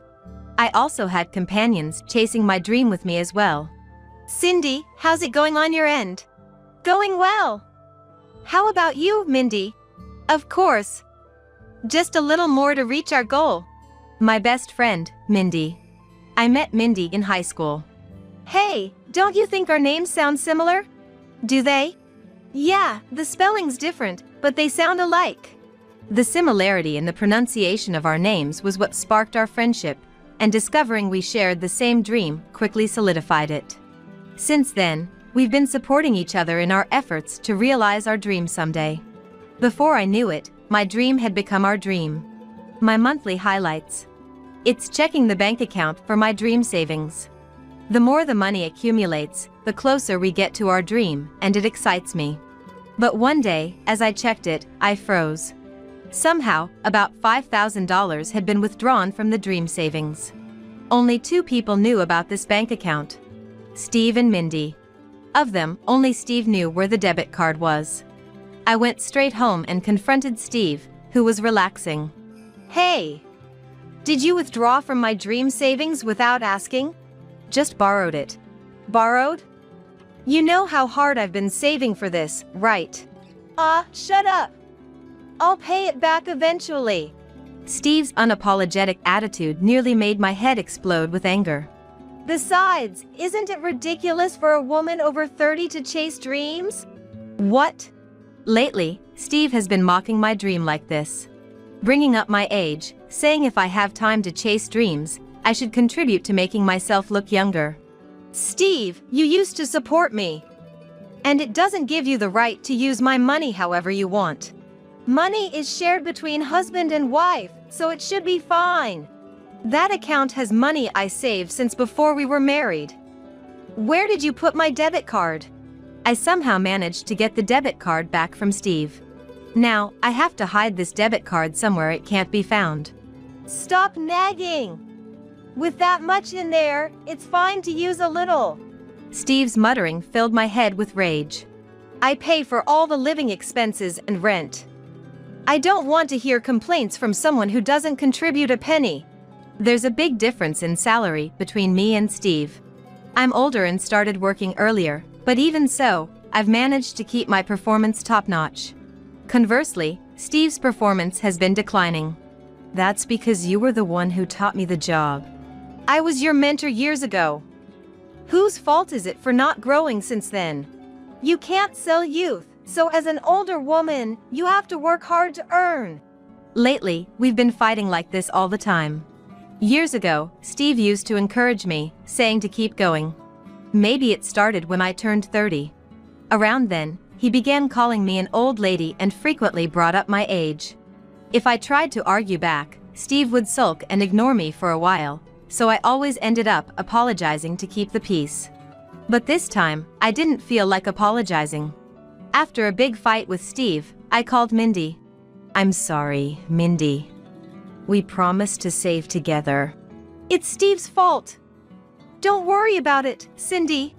Mindy forgave me with a laugh, and I apologized again, feeling both grateful and sorry.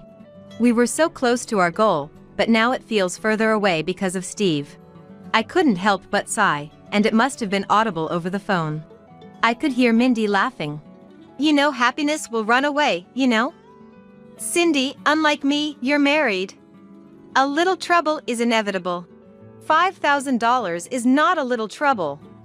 It was a good decision to have a separate bank account for our savings with Mindy. Really? We'll have to be more careful with Steve from now on. Exactly. Then we moved on to more trivial conversations. At that time, I never imagined such a thing could happen, and I believed our friendship would never break. One day, I was on my way to a sales appointment as usual. While crossing the street and reviewing the contract details in my head, a car ran a red light and headed straight for me. Distracted by my thoughts, I noticed the car too late, and felt my body being thrown by the strong impact. I could hear the noise of the surrounding commotion and the car driving away. Unable to move due to pain, I listened and then lost Cindy! Cindy! Mindy. Cindy! Are you awake? Wait, I'll call the doctor now. Mindy's voice, sounding close to tears, brought me back to consciousness. I tried to open my eyes, but it was pitch dark. I couldn't see anything. I vaguely sensed Mindy bustling around. Not understanding what had happened, and unable to move my legs, I was filled with anxiety. Then, the doctor called by Mindy explained the situation to me. I know it's a shock, but please try to stay calm. Your eyes were damaged in the accident. In short, the accident left me blind and paralyzed from the waist down. I would never be able to see again, and I was facing a lifetime in a wheelchair. Why me? I was so close. I was plunged into the depths of despair. Now, I couldn't even chase the dream I had been so intent on pursuing. As I wallowed in sadness, Mindy stayed by my side. Cindy, I won't give up. I'll work hard for both of us. I'll make our dream come true and give it to you as a gift. So don't give up. Honestly, I thought about just disappearing, but Mindy kept encouraging me, and I somehow managed to reconsider. Steve, hearing that I had regained consciousness, rushed over and stayed by my side throughout my hospitalization, since I couldn't see anything. He listened to my anxieties, helping me distract myself a little. I was truly grateful to both of them. But that was only at first. Mindy stopped visiting me. In my current state, I couldn't even contact Mindy.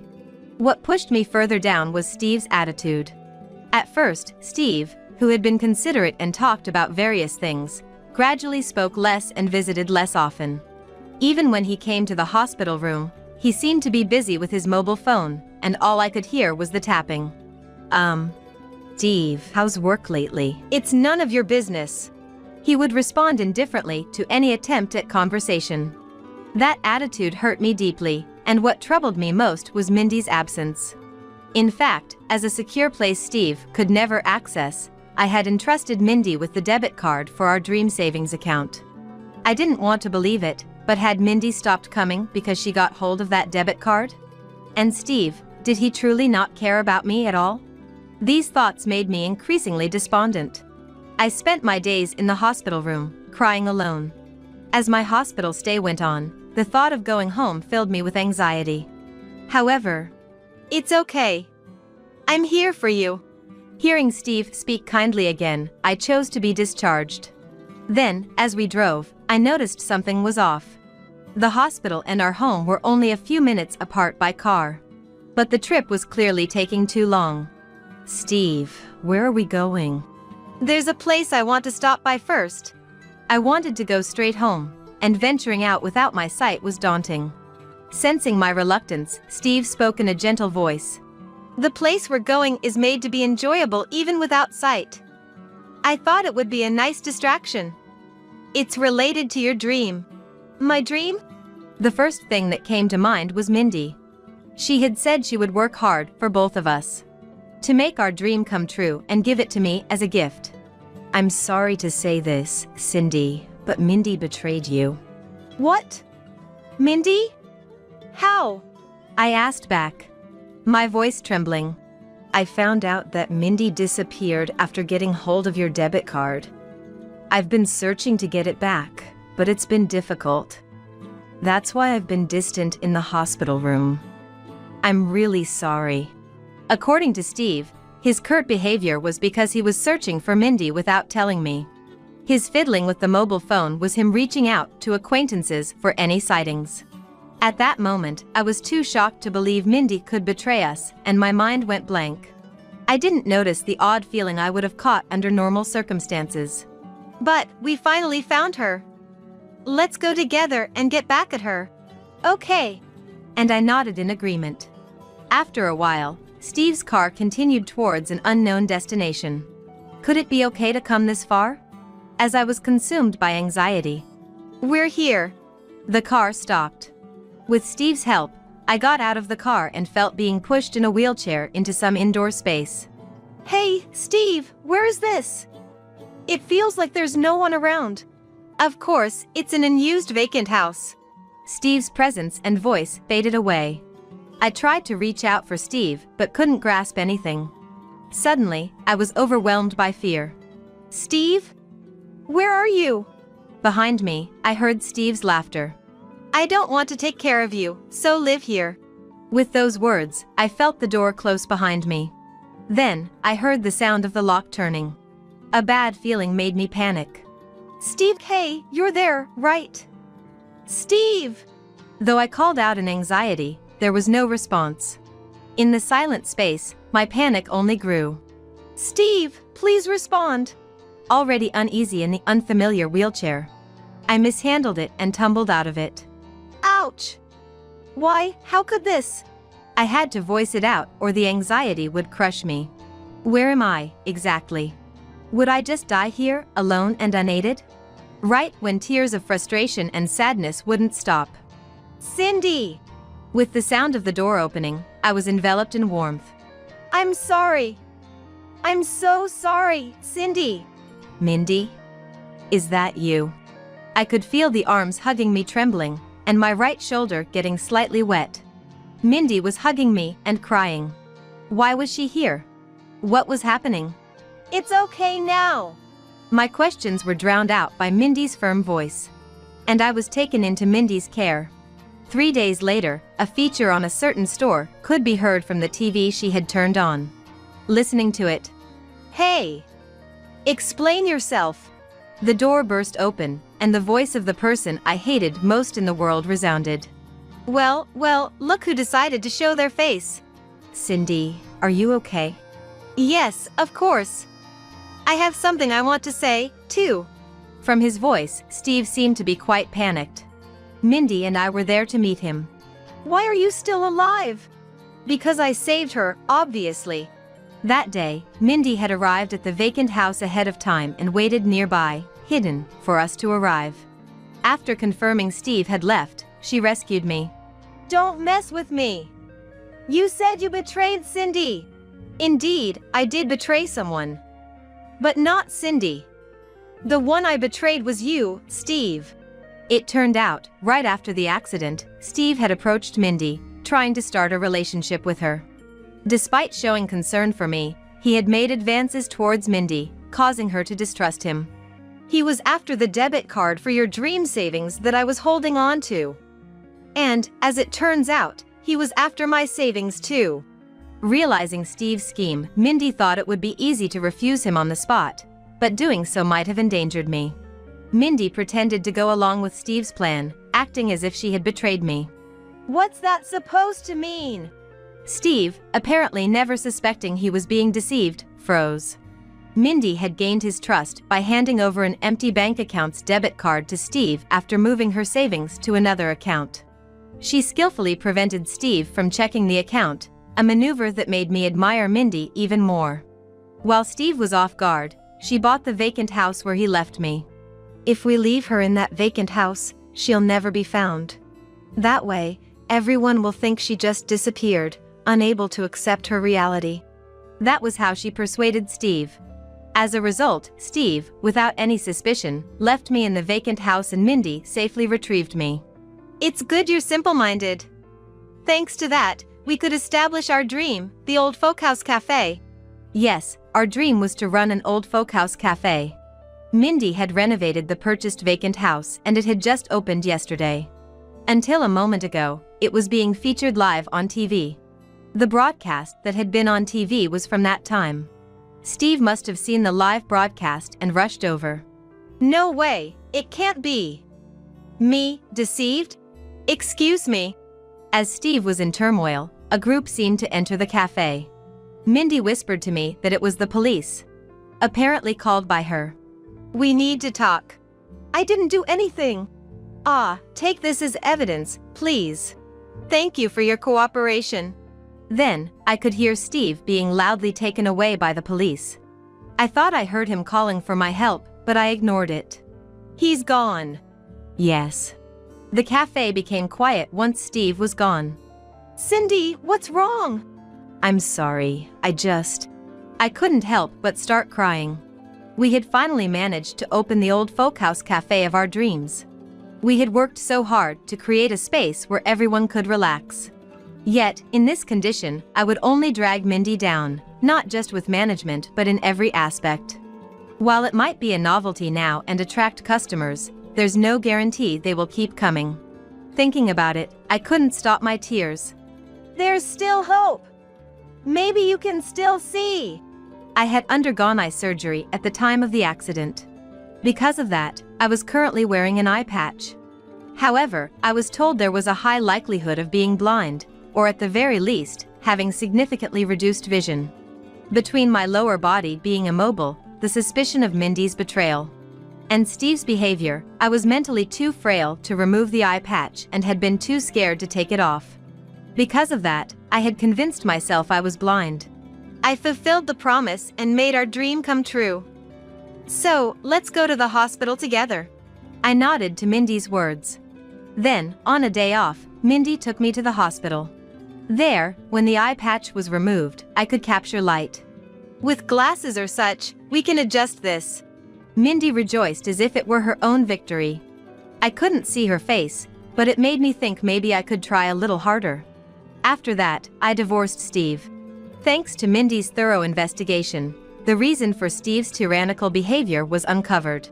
He had been cheating on me with a younger colleague, who was also the very person who had hit me with her car. Both of them were arrested for their respective crimes and ordered to pay me a large sum in compensation. How dare he make my best friend suffer? I'll never forgive you. Mindy, calm down. There's nothing but hell waiting for him now. No need for you to intervene. During a TV interview, I accidentally let slip the reason I ended up in this state, including the part about being abandoned by Steve. Naturally, Steve was fired. After his release, nothing but miserable days awaited him. On my part, things were looking up. The compensation allowed me to buy good glasses. With my vision partially restored, my motivation soared. I'm still in a wheelchair, but what I can do has significantly increased. All the handicrafts in our shop are made by me, and I keep adding to them even as I handle the administrative work. The handicrafts have been well received by customers, contributing to the shop's profits. Just when I had almost forgotten about Steve's existence, as the shop was thriving. Cindy, I'm truly sorry. Steve showed up at the shop before opening time. He came to apologize deeply, but we ignored him and continued with our opening preparations. Hey, you. Me? Aren't you the guy who abandoned his wife? What do you want now? Aren't you ashamed to show your face here? A customer glared at Steve, who then left. I smiled in gratitude to the customer who had chased him away. Thank you, Chester. Not at all, glad I came early. He's a regular at the shop and was the cameraman when the TV crew came. Since the broadcast, he's continued to visit as a customer. Today, I'll also be making drinks. Please do order some. Really? I'm looking forward to it. You two are so transparent. Mindy chuckled, sensing something. I was genuinely grateful I decided to go through with the interview that day. Now, we need to make sure he never shows up here again. I know a good lawyer. Thank you. Please, I'd appreciate that. There's no time to waste on such a man anymore. I need to keep working hard for the customers who visit us. I quickly forgot about Steve and immersed myself in work. Watched over kindly by both of them. Sometime later. Is there something good happening? You seem very happy. Yes, actually, I received a letter the other day. The letter mentioned that there are people who are encouraged by seeing me work. That made me so happy, I couldn't help but beam. When you smile like that, you're truly beautiful. I like you, Cindy, just the way you are. If it's okay with you, I'd like to date you. I was taken aback by his confession. To be honest, I was attracted to him too, so I was happy. But there was my condition to consider. After I explained my situation, he said he didn't mind. However, I wanted some time to think it over, so we left it at that for the moment. I just want you to be happy. That's easy to say, but... Just make sure you won't have any regrets. Yes, thank you. Things have been going very well for me. In stark contrast, Steve ended up in debt. He managed to find a job, but it was low-paying and he was overworked, unlike before. Moreover, it seems he's being hounded by the family of his affair partner. I wondered why the family would do that, But you got our daughter involved. You need to take responsibility, was their reasoning. Well, I'll just cheer him on from afar. It's his own doing, so I'd be troubled if he relied on me. Thanks to the lawyer working diligently, Steve couldn't reach out to me for help and seems to be suffering quite a bit. It's his own fault, Mindy muttered after seeing the results of the investigation. I agreed with her. Later, I remarried Chester.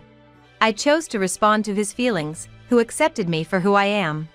Mindy blessed our union, but it seems she has found someone good for herself too. Mindy could only afford to buy the vacant house, but with his help, she managed to renovate it into the old folk house cafe. They had been in a mutual but unspoken love for a while, hesitant because of the age difference. Hearing about us pushed them to decide on marriage. It's thanks to you, Cindy. It's me who should be thankful. Without you, I would have given up on life long ago. I'm really glad you were there for me. Will you keep supporting me? Of course. I finally managed to repay you. I tilted my head at her words. I was saved by you back in our school days. Really? Mindy felt isolated during middle school. She took a chance and spoke to me in high school, and we've been close ever since. You didn't ridicule my dreams and aimed for them with me. That's why I could keep going. Hearing this, I was on the verge of tears. I decided to cherish this bond moving forward. First, take this $20 and go to the hospital, because I promised Mom I'd do something for her first. My husband said, pulling out the bill and handing it to me. I was completely taken aback by this unexpected turn of events and could only stand there dumbfounded, watching him drive away. Incredibly, he had chosen to leave his wife, who was in pain from her water breaking, to prioritize taking his mother to her hobby class. Despite the harassment I had suffered from my mother-in-law, Mary, and the tough times she put me through, I had always endured it, thinking of our unborn child. But now it was clear to me. A person who disregards their child like this doesn't deserve to be a parent. I steeled myself to face childbirth alone, enduring the increasing pains. I am Jane. Tom, whom I married right after graduating from college, is 3 years older than me, and we lead a reasonably happy married life. He was a senior at the club I belonged to in college. He seemed to have fallen in love with me at first sight when I joined as a new member, and looking back, I was embarrassingly overwhelmed by his passionate approach. As a young adult, just being a senior made him seem irresistibly cool, and I responded to his approach. We dated smoothly from 3 months after I enrolled until graduation. Even after marriage, Tom was head over heels in love with me, so I never worried about him cheating. He proudly tells his colleagues how happy he is to come home on time every day and eat the meals I cook while they're still warm, so I doubt any woman would purposely approach him. However, Tom has always been particularly kind to women, and naturally, some were drawn to him. But he has always been devoted to me, and I've never been attracted to any other man. However, there's a reason why I initially described our marriage as reasonably happy. That reason is my mother-in-law, Mary. I thought mother-in-law problems were a thing of the past, but Mary frowned the moment she saw me. What's with your hair? Looks like you dumped paint on it. Let me guess, you dyed it in a hurry last night, trying to look innocent? It's embarrassing. Can you leave my son and go home for today? Seriously, you knew we were meeting. You should have taken care of your hair earlier. When I first visited Tom's family before we got married, Mary said this, and I, still young, turned pale with fear. Just as Mary said, I realized the day before that my hair color was too bright, so I dyed it with Tom's help. Feeling embarrassed and frustrated at being seen through, I was down for a while after that. It was my fault for the breach of etiquette, but I wouldn't have been so upset if Mary had been a bit more restrained in her comments. Because of my hair color, I felt like I was being pushed away from Tom and was sent back home alone from my first visit to his family, so Tom called me later. Mom was just nervous and came off too harsh. She actually likes you, Jane, so don't worry. She's in favor of our marriage and really wants you to visit home again. This time, I was irritated with Tom's carefree talk. He didn't stop Mary from making snide remarks right in front of me, and he even seemed to be defending her. There's no doubt Mary doesn't genuinely want me at her house. Would I be pressured to live with them after marriage and face daily harassment? Surprisingly, when we got married, Mary didn't suggest anything like that. I was relieved, but soon after, Mary began frequently inviting Tom to her home. Now that you've finally graduated from a far-off university and got a job here, you get married right away. I've been so lonely. Why don't you let Jane rest and stay here for about a week? Messages like this would arrive for Tom, and I shivered. Showing me the message, Tom asked, "What do you think?" Instead of answering, I called Mary right there. "I'm sorry, but we haven't finished unpacking and the paperwork isn't done yet either. It'll be a while before Tom can relax. I apologize." When I said this, Mary replied with nagging words. "Do the unpacking yourself? Don't always rely on my son." But I just nodded along and ended the call. Mary's offer to let me rest was just a facade. She wanted her dear son by her side. I was annoyed with Mary for lacking consideration, especially as newlyweds, and also upset with Tom for not refusing. According to Tom, Mary has always been like this. Her overprotectiveness worsened after she divorced Tom's father. When Tom decided to go to college, she cried and tried to stop him. Somehow he convinced her and went to college, but they communicated via messages and calls almost every night. Tom trusts his mother, who raised him as a single mom, so they've always had a good relationship. It's fine to be a caring child and mother, but there should be an appropriate distance between adults. And I understand it's not good to interfere with another family's dynamics. He was serious about his job and chores and had a nice personality, so for a while, I tried to come to terms with it. But it wasn't long before I began to question the uncomfortably close relationship between the two of them. One holiday, my usually late-sleeping husband woke up earlier than me and started preparing to go out, so I asked, "Did we have plans to go somewhere today?" "Mom and I are going shopping, Jane." "You can keep sleeping," he replied with an unbelievable answer. Apparently, Mary wanted to buy clothes and asked Tom to come along so she could ask for his opinion. I got angry again at my husband for agreeing without hesitation, but tried to stay calm. "You finally have a day off. Let's do something together." I tried to keep him walking out the door. But he shook his head and replied, "I'd like that, but I already promised Mom, and she seems to be waiting outside already." Shocked by his words, I headed to the entrance in my pajamas. Looking out the window to the garden, I saw Mary's bright red car parked there. Noticing my gaze, Mary turned around and smirked as she got out of the car. "Tom, you're late. Jane's a stay-at-home wife and still asleep at this hour? Pathetic. Should I buy you an alarm clock on our way home today?" Mary, with her bright red lipstick matching her car, laughed heartily and affectionately took my husband's hand, leading him to the passenger seat. I was dumbfounded watching their cozy interaction and could only watch as Mary's car sped away cheerfully. After this incident, my husband's behavior started to change gradually. He almost stopped doing the household chores he used to do naturally and began going to his family's house almost every weekend. His attitude towards me also changed, becoming more domineering. "Jane, you're too lazy. When I have a day off, you just sleep with me, right? Can you call that being a housewife? You even stopped putting on makeup at home. That's not good after getting married. Mom is worried about you, too. Why don't you visit her alone once in a while?" I don't know what Mary has been saying about me, but my husband agreeing with her is absurd. He never mentioned anything about naps or makeup during our courtship. But as my husband says, maybe Mary really is concerned about my behavior. I tried to convince myself of this several times, but knowing how Mary treats my husband like a lover, I can't help but see it as harassment towards me. However, I thought Mary's curse would change once we had a child. I found out I was pregnant shortly after I started having doubts about my husband's behavior. His eyes lit up with joy. And he held my hand, promising to work through it together. But Mary's harassment got worse after this, indirectly forcing my husband to leave me alone for trivial reasons like shopping, hospital visits, or cleaning her house. I tried explaining to my husband that Mary's actions were malicious towards me, but it backfired. He suddenly snapped with anger. Mom always talks about you when we meet.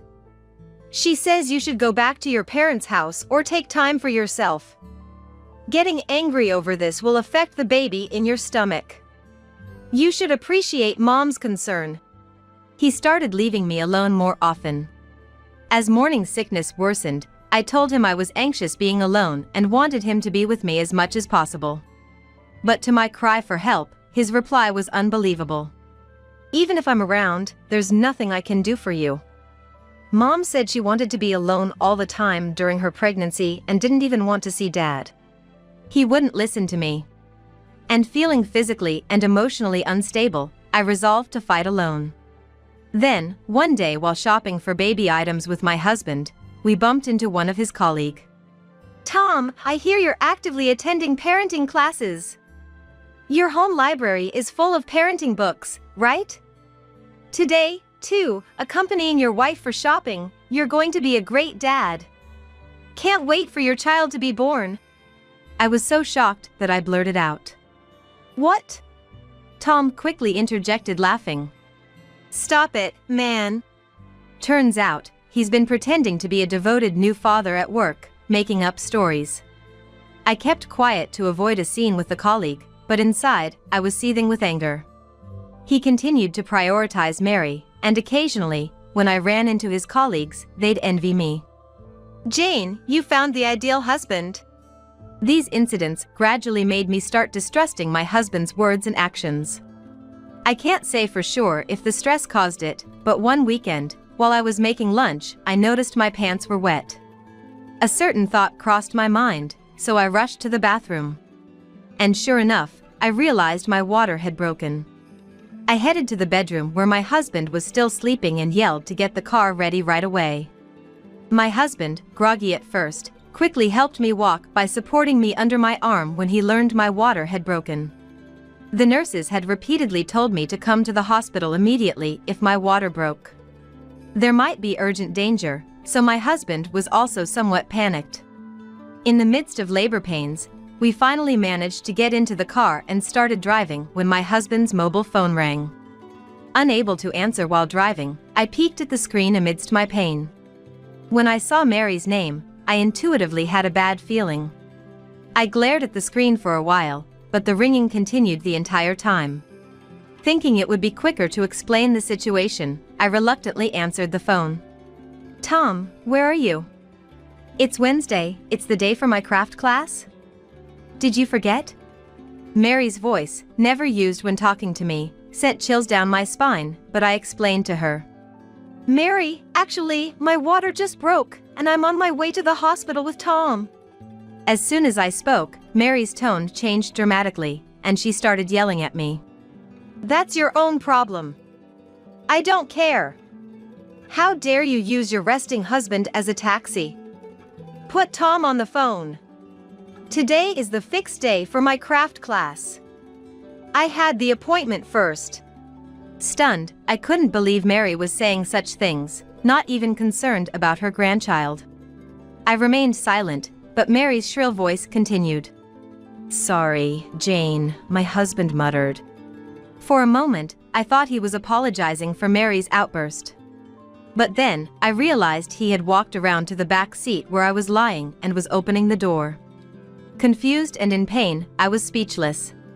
Then my husband said something unbelievable. I had promised to drive Mom, so can you take a taxi or ambulance from here? I'll definitely catch up later. That's the plan. Wait.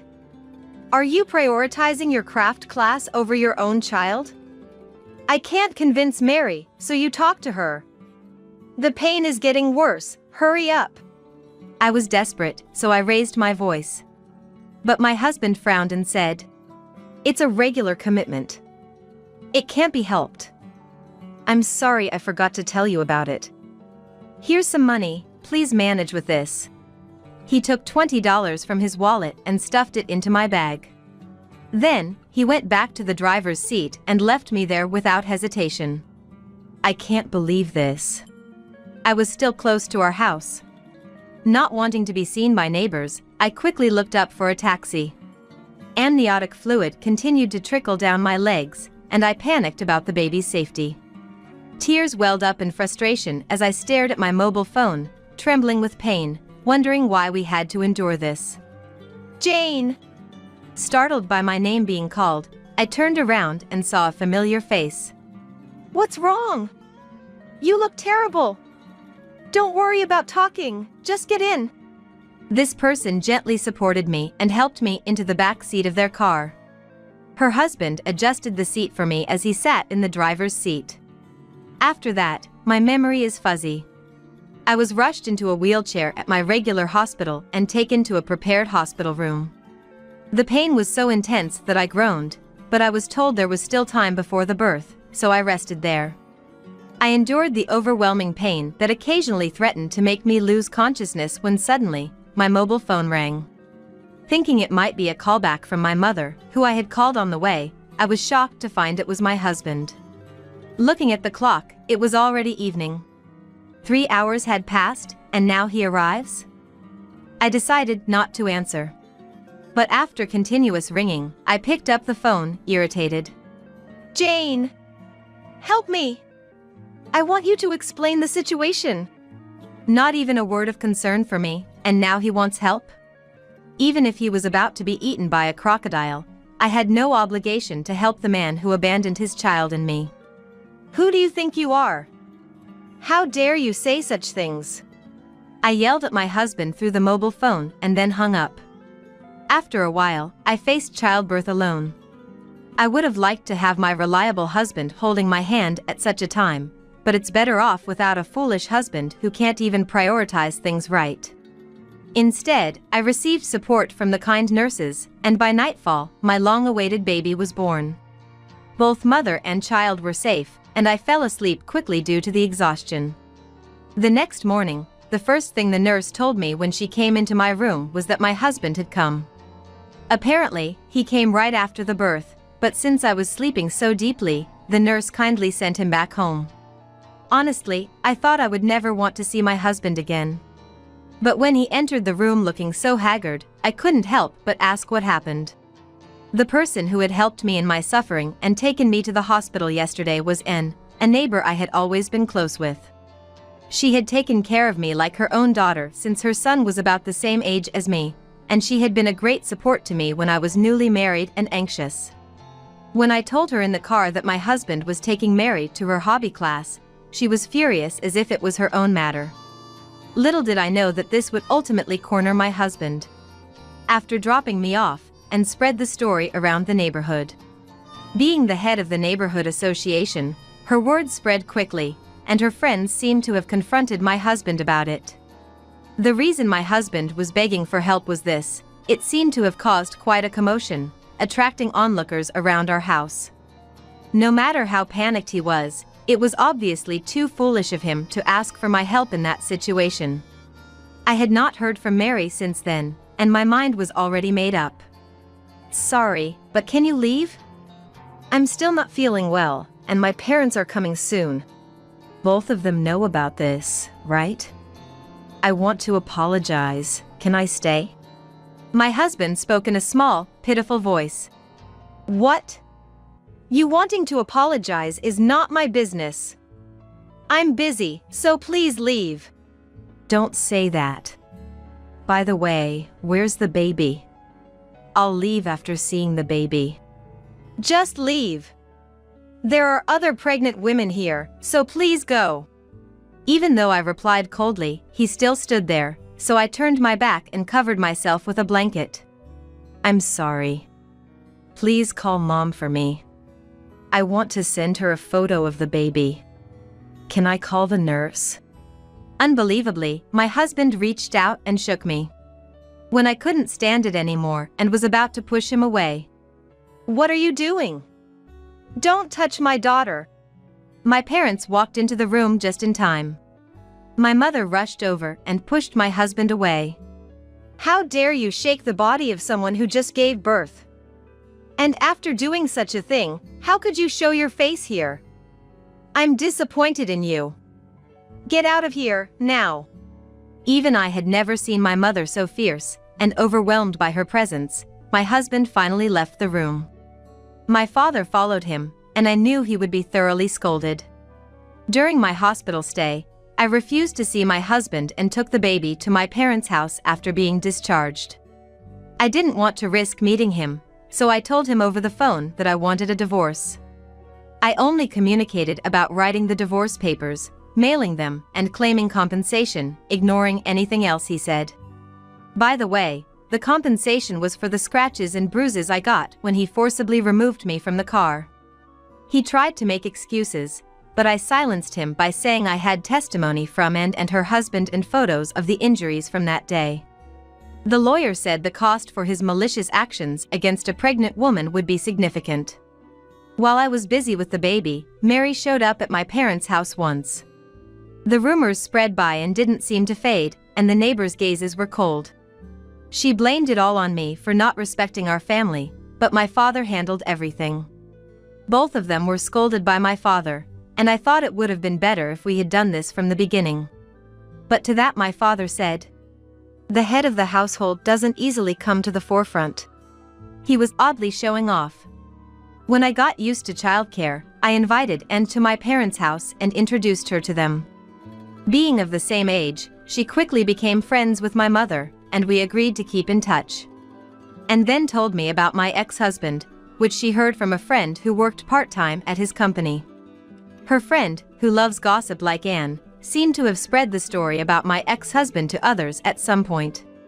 The story spread quickly again, and his reputation plummeted. He had pretended to be a devoted new dad, and the disparity was so great that his bosses and colleagues looked at him with disdain, leading him to resign in disgrace. Becoming unemployed with no qualifications just before turning 30, my ex-husband lived in fear of the neighbors' gazes, relying on Mary's pension and savings. Years later, I almost forgot he existed, but then he called again. "Where are you?" "I'm in front of your parents' house right now, but the nameplate is different, isn't it?" He said this out of the blue, so I responded in kind. "Can't you tell by the nameplate?" "I've moved." "What do you want?" "Moved? You're living it up with the compensation I gave you. Come back right now, let's start over. Mom wants to see you too. What you're saying makes no sense. Why would I go back to you?" "Still saying that?" "I don't want to hear anything, so don't call me." I hung up without waiting for a response, and my phone kept ringing for a while. After finally completing the call rejection settings, messages begging for reconciliation arrived. I read them all just in case, but "Don't you feel sorry that the child doesn't have a father? It's unfilial to not show yourself to mom after taking care of you." He wrote such nonsensical things, so I deleted them all and changed my email address. This whole ordeal was the worst, but thankfully, it allowed me to push for a favorable divorce and penalize the other party. Having such a terrible family member is not good for the child. Thinking so, I enjoyed relaxed parenting while being supported by my parents, who had become grandparents. "Mom and Dad are taking me overseas. This is just going to be luggage, so I'll leave this behind with you. It might be hard for you, but it's a good way to kill time, right?" Kristen said with a smirk, implying her superiority to Sophia. Kelly, who married into an elite family, always boasted about her daughter Kristen. On the other hand, my family, with Sophia the same age as Kristen, come from a normal family. Influenced by Kelly, Kristen grew up flaunting her financial comfort and academic excellence, always emphasizing how different she was from Sophia. For Sophia too, this summer vacation is crucial, as she's preparing for college entrance exams. Kristen, caught up in her own excitement, left a pile of school assignments at our house and went off to her overseas trip. However, Sophia, the recipient of Kristen's spite, decides to take action. "My name is Mary. I'm a working mother in a regular household, with my daughter Sophia facing exams this year. Every morning, I make breakfast, wake up Sophia and my husband Harold, hand them their lunches, and we all head out. Life was supposed to continue like this, day after day. But it quickly changed. Now, my life is filled with struggles. It's because of my sister-in-law Kelly, married to Adam, who works in a globally expanding company.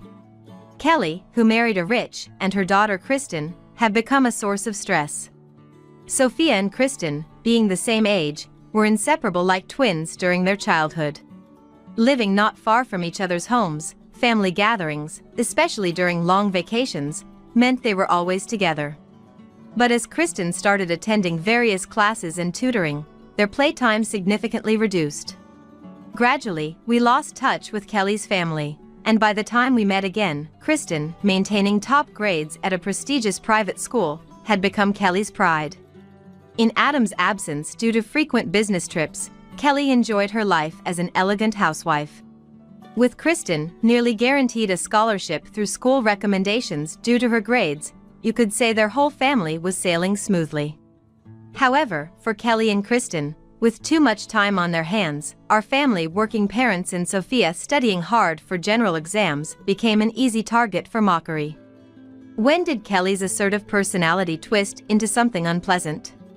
Her straightforward and cool attitude was lost, replaced with sending us unpleasant, boastful messages. It wouldn't matter if I was the only target. But on weekends, they started visiting, ostensibly to play with us. Bringing expensive confectionery as a pretext, clearly to disturb us, especially Sophia. We bought this cake, so let's have tea. Sophia should come and join us. Kristen, go call her, Kelly said, summoning Sophia without my permission. Of course, Sophia was studying. Soon, Sophia came down to the living room, looking displeased. Kristen, with a somewhat mean smile, nudges her. People taking general exams have to cram a lot, right? Must be tough. But since your cousin's here to play, you should entertain her. Well, you don't need to study, but Unlike the provocative Kristen, Sophia is shy and can't stand up for herself.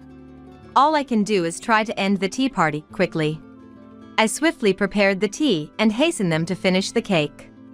Meanwhile, Kelly keeps bragging about how brilliant Kristen is and how hard she works at her extracurriculars. Isn't it odd? You're a mother and you hardly ever boast about Sophia. Kelly suddenly said so out of nowhere. But the reason I don't retort with boastful stories is that Sophia has asked me not to. Sophia possesses many virtues that neither I nor Harold have. I always want to counter. But Sophia seems to think there's no need to let Kelly and the rest know. I tolerate and respect Sophia's wishes, responding nonchalantly. Mom always bragged more about you than me, right? It's the same thing. Kelly, looking satisfied, laughed it off. Yeah, that's right. This way everything ends as if nothing happened. Yes, our parents also favored Kelly over me, always showing more enthusiasm and expectation for her. They sided with Kelly, who married the elite Adam, all the time. I could tolerate that, but what really got to me was how they constantly compared the grandchildren, always praising Kristen. I was utterly fed up with our parents' attitude. Despite feeling a strong irritation inside, I had to endure it for Sophia's sake, day after day. Then, the children's summer vacation arrived. But with it came turmoil. Kelly's family was preparing for a month-long trip abroad. Since they seemed to be unconcerned with academic studies, we had been hearing about their proud travel plans every week. We thought about taking a trip ourselves, but Sophia was determined. Without Kristen around, I'll be able to study in peace. So, we dropped our plans. However, just before their departure, Kelly's family showed up at our house with a pile of assignments. Kelly, what is all this? Summer homework, of course. I faced them, feeling a mix of surprise and bewilderment. The massive amount of assignments, covering our table, was obviously from Kristen's school. We're leaving soon, right? These would just be extra luggage, and Kristen doesn't have time for such tedious stuff, so we thought we'd leave it to Sophia. Yeah, it might be a bit tough for you, but give it your best shot. Sophia and I were both stunned. Kelly and her family wore smug smiles. They didn't even try to hide their condescending looks. But did they realize how absurd their words were? I have my own assignments, and summer courses too. For a student facing exams, there's no time to waste on trivial things. Sophia's dream school is highly competitive. She couldn't possibly spare time for Kristen's work on top of her own studies and summer courses. Sophia tried to speak up, but Kelly cut her off. It's Sophia's last summer in high school too, so I originally said no to this plan, you know. But you guys aren't going anywhere, right? Unlike our Adam, traveling must be hard for you guys. Kristen joined in with a spiteful look at Sophia. My school's on high level, so I'm not sure if Sophia can handle it, but it's a good study opportunity, right? After their carefree remarks, they left the blank assignments and departed for their trip. Adam probably didn't know about this. He's been away for work, leaving before the summer break. Without the fair and serious Adam around, they brazenly dumped this on us. I tried talking to our parents about Kelly's outrageous behavior, but they still sided with her, making me furious. You need to study anyways, so just do it. Kristen is giving you this chance, which makes her the better child. Sophia's not trying hard enough. Instead of complaining, why doesn't she just study quietly? My mom said so selfishly. With Dad always agreeing with her, I realized I couldn't expect anything from our parents. Dejected, I gave up on consulting them. Sophia not getting a recommendation was largely due to her reserved nature. Those selected for recommendation slots were active in student council, clubs, and had outstanding grades. Sophia, being shy, always found it challenging. But she was distressed enough to say she could study more in the absence of Kelly's family. I was filled with seething anger. Sophia too was furious. But, unlike my vehement refusal, she reacted differently. To my surprise, she started tackling Kristen's assignments alongside her own studies. I won't lose. If I can't beat Kristen, I can't beat the exams. Mom, I'll show them I can do it. That way of thinking never even crossed my mind, but Sophia was determined. I'll create work that will shut them up. She was breathing heavily. If Kelly and Kristen returned to find the assignments untouched, they would be troubled. But my concern was how much more they would interfere with Sophia after that. Kelly and her family were looking down on us, thinking, she can't possibly do it. Well, then, we just had to surpass their expectations. Next time we're asked for something, we can just say, we're going to refuse, since we already completed that massive load of summer homework. Impressed by Sophia's positive attitude, I changed my mindset. No longer just enduring, but ready to fight back boldly, that was the only way to win against Kelly and her family. I confessed everything to Harold and persuaded him to join us as a family in tackling the tasks. Sophia and I were more than ready, but Harold, preferring to think it over, called it a day. However, within 2 days, Harold came up with a summer vacation schedule to get through the assignments. He planned not only the homework but also divided household chores among the 3 of us, set days to check progress, and even ensured Sophia had time for her own studies. He thought of everything, including breaks from the study-heavy routine. We were amazed at the precision of his hastily made plan. Dad, you're actually amazing? Sophia asked innocently. Harold with a bashful smile replied. It's what I do every day at work. Though he seemed modest, he was the best leader for Sophia and I. As a result of our family's united effort, we finished the assignments perfectly and ahead of schedule. Sophia was able to focus on her studies, and her mock exam scores improved significantly. I was relieved to see her gaining confidence. Harold, in a great mood, picked up one particular assignment for a final check.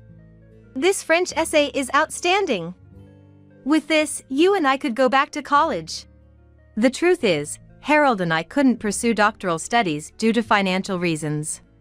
Working on this reminded us of the French literature seminar room where we first met. That was how hard we were tackling the assignments. Studying and researching really was fascinating. So fascinating that it made me worry that Kristen, who considers such things as troublesome, might miss out on this joy. Right before summer vacation ended, Kelly's family returned. They collected the assignments without much inspection, seemingly satisfied that they were just done. Their own stories seemed far more important to them. Then, a few days into the new term, an unusually cheerful Kelly and her family visited. Apparently, some of the assignments were exceptionally good, earning praise from teachers. Kelly and Kristen were proud, despite having no part in the work. And the French essay. Next week, it will be presented as an outstanding piece in front of everyone. Which reminds me, didn't you and Harold major in French literature or something? Seems like it didn't lead to great job prospects. Anyways, since it's Kristen's assignment, she'll be the one receiving the accolades. Kelly probably enjoyed thinking we were desperately working on just a child's homework. Kristen could hardly contain her mocking laughter, delighted with the bonus recognition. Later, Kelly sent us a photo of Kristen holding the award certificate, but I just replied, "Congratulations," and deleted the picture. However, trouble arose the following month. In the middle of the night, an enraged Kelly barged into our house. Kristen crying beside her. Hey Mary! Write that French thing again. You did it once, so you can do it. What? At this ungodly hour? You're asking for French. As I tried to calm down the frantic Kelly at the front door, Harold and Sophia woke up. The French essay from the summer vacation, which earned Kristen the recognition, was selected for a presentation at the cultural festival. She accepted, thinking it was just a reading, but then was told to submit a new essay for another competition. Kristen struggles with French, even simple compositions are hard for her. So she thought, I'll just have Sophia write it again. And imposed a deadline on Sophia without her consent. But Sophia ignored the new French essay request. The unity during summer vacation had grown into a big confidence boost for her, strengthening her trust in the family. Today, just before the festival, Sophia finally responded to Kristen, who was angrily pressing for the deadline. I didn't write the summer vacation essay, so I don't know. Why don't you ask Mom and the others? Kristen, always hiding behind Kelly, was essentially a timid and mean-spirited girl. She couldn't say anything directly to us. Sophia was unusually cold to her, and in a panic, she thought of consulting Kelly, but unfortunately, she was out at a mom friend's party and didn't get home until very late at night. When Kelly got home, Kristen was waiting and crying, confessing about the essay. Kelly, who had no intention of going to the cultural festival, calling it child's play, was therefore uninformed and shocked. Without caring that it was midnight, she rushed over to our house in a panic. So, it's about that French essay. Make a new one, please. Poor Kristen, she's been deceived by Sophia. It seemed that was the situation. Honestly, I was surprised at Kelly's audacity to leave such a big problem entirely up to us. Sophia, watching Kelly and the others screaming at the front door, remained cool and unimpressed. Anyway, we no longer had a reason to write a new essay. I recommended admitting honestly that she couldn't write. I can't let her do something so pathetic, Kelly retorted. But our family firmly continued to refuse. We've done our duty with the summer assignments. We won't do anything more. Enough is enough, or we'll call the police, or Adam, before that. With Harold's words, Kelly suddenly fell silent and took Kristen home with her. A few hours later, our home phone rang. It was our displeased mom back home. Apparently, Kelly had gone crying to her parents right after. You should write Kristen's essay, Mom said. But maybe because she was woken up at an unreasonable hour, Mom was complaining differently than usual, not taking Kelly's side. Seriously, both Kelly and Kristen are the worst. Kelly is always angry, and Kristen is always just tagging along. Calling in the middle of the night without even considering the inconvenience of others. The phone call continued with complaints about Kelly. Mom might be a victim in her own way, but she just seemed to be looking down on Kelly. I quickly refused to help with the essay. We no longer wanted to be involved with them. Later, they somehow managed to finish the French essay using a translation app. Naturally, the quality was miles apart from the summer assignment. The teachers were in an uproar over the poor quality. There were even suggestions that the award-winning assignment might have been plagiarized, and Kristen was questioned. That essay you submitted for the festival, I've never seen such poor quality. We've discussed it with other teachers, and we think we need to verify if you really wrote your summer vacation essay yourself. I did it, teacher. I really did. I didn't plagiarize, I swear. If that's true, there's no way your essay would be this poorly written. The simple grammar and spelling mistakes are glaring. It's as if it was hastily written in a panic to meet the deadline. For a high school student, anyway, you'll have to explain properly. After being repeatedly questioned by the teacher without her mother's protection, Kristen finally confessed to having someone else do all her assignments. As a result, her grades were reassessed. The presentation at the cultural festival was, of course, cancelled, and she was given a suspension, with more assignments than those from the summer vacation. Her internal grades were significantly reduced. The details of the assignment commission were also recorded in her report, and it seemed the incident was over. But that was not the end. Following the severe reprimand she received, classmates started confessing problems with her school life. Turns out, Kristen had been targeting poor or timid kids, throwing money at them to forcefully do her assignments. It was revealed that those who couldn't resist because of poverty or those humiliated and laughed at when called out by Kristen's group brought the issue to light. The school tried to settle the matter quietly. To clarify the situation, Kristen underwent several interviews and investigations. This was no mere issue for a report card. The incident led to the cancellation of Kristen's designated school recommendation. Since the second-ranking student took her place, Kristen was forced to take general entrance exams, but she had long lost any time to study at school. The season quickly turned to exam season, and, as a result of her lack of study, she failed everything. On the other hand, since Kelly and her family hardly visited our house after the cultural festival, Sophia, who had diligently studied, got into a university. Her efforts paid off, and she got into the national university she wanted. Our house was wrapped in a celebratory mood, and I made a lavish dinner to celebrate. Kelly, without changing her heart, forced Kristen into a gap year, fearing they would be seen as a family that couldn't send their daughter to college. Kristen, maybe due to her pride, started studying at home but made no progress. The atmosphere in Kelly's house grew worse by the day, with constant parent-child fights, but all they blamed was us. Adam finally became suspicious of Kristen's attitude, which seemed to target Sophia excessively. He was completely unaware of the incident Kristen had caused at school. But once it was revealed, Adam was deeply shocked. "I can't believe it. Kristen has grown into a person who looks down on others, flaunting her wealth and just taking what's good." Kelly had baseless absolute confidence in her parenting. Adam trusted her, but it was Kristen who had caused an incident involving the school and several classmates. Desperate, he tried to convince them to at least apologize to our family, but their pride got in the way, and they refused. They wouldn't bow their heads, and instead, kept trying to put the blame on us. Adam, hearing bad things about us every day, came to despise his wife and child from the bottom of his heart and eventually decided to divorce.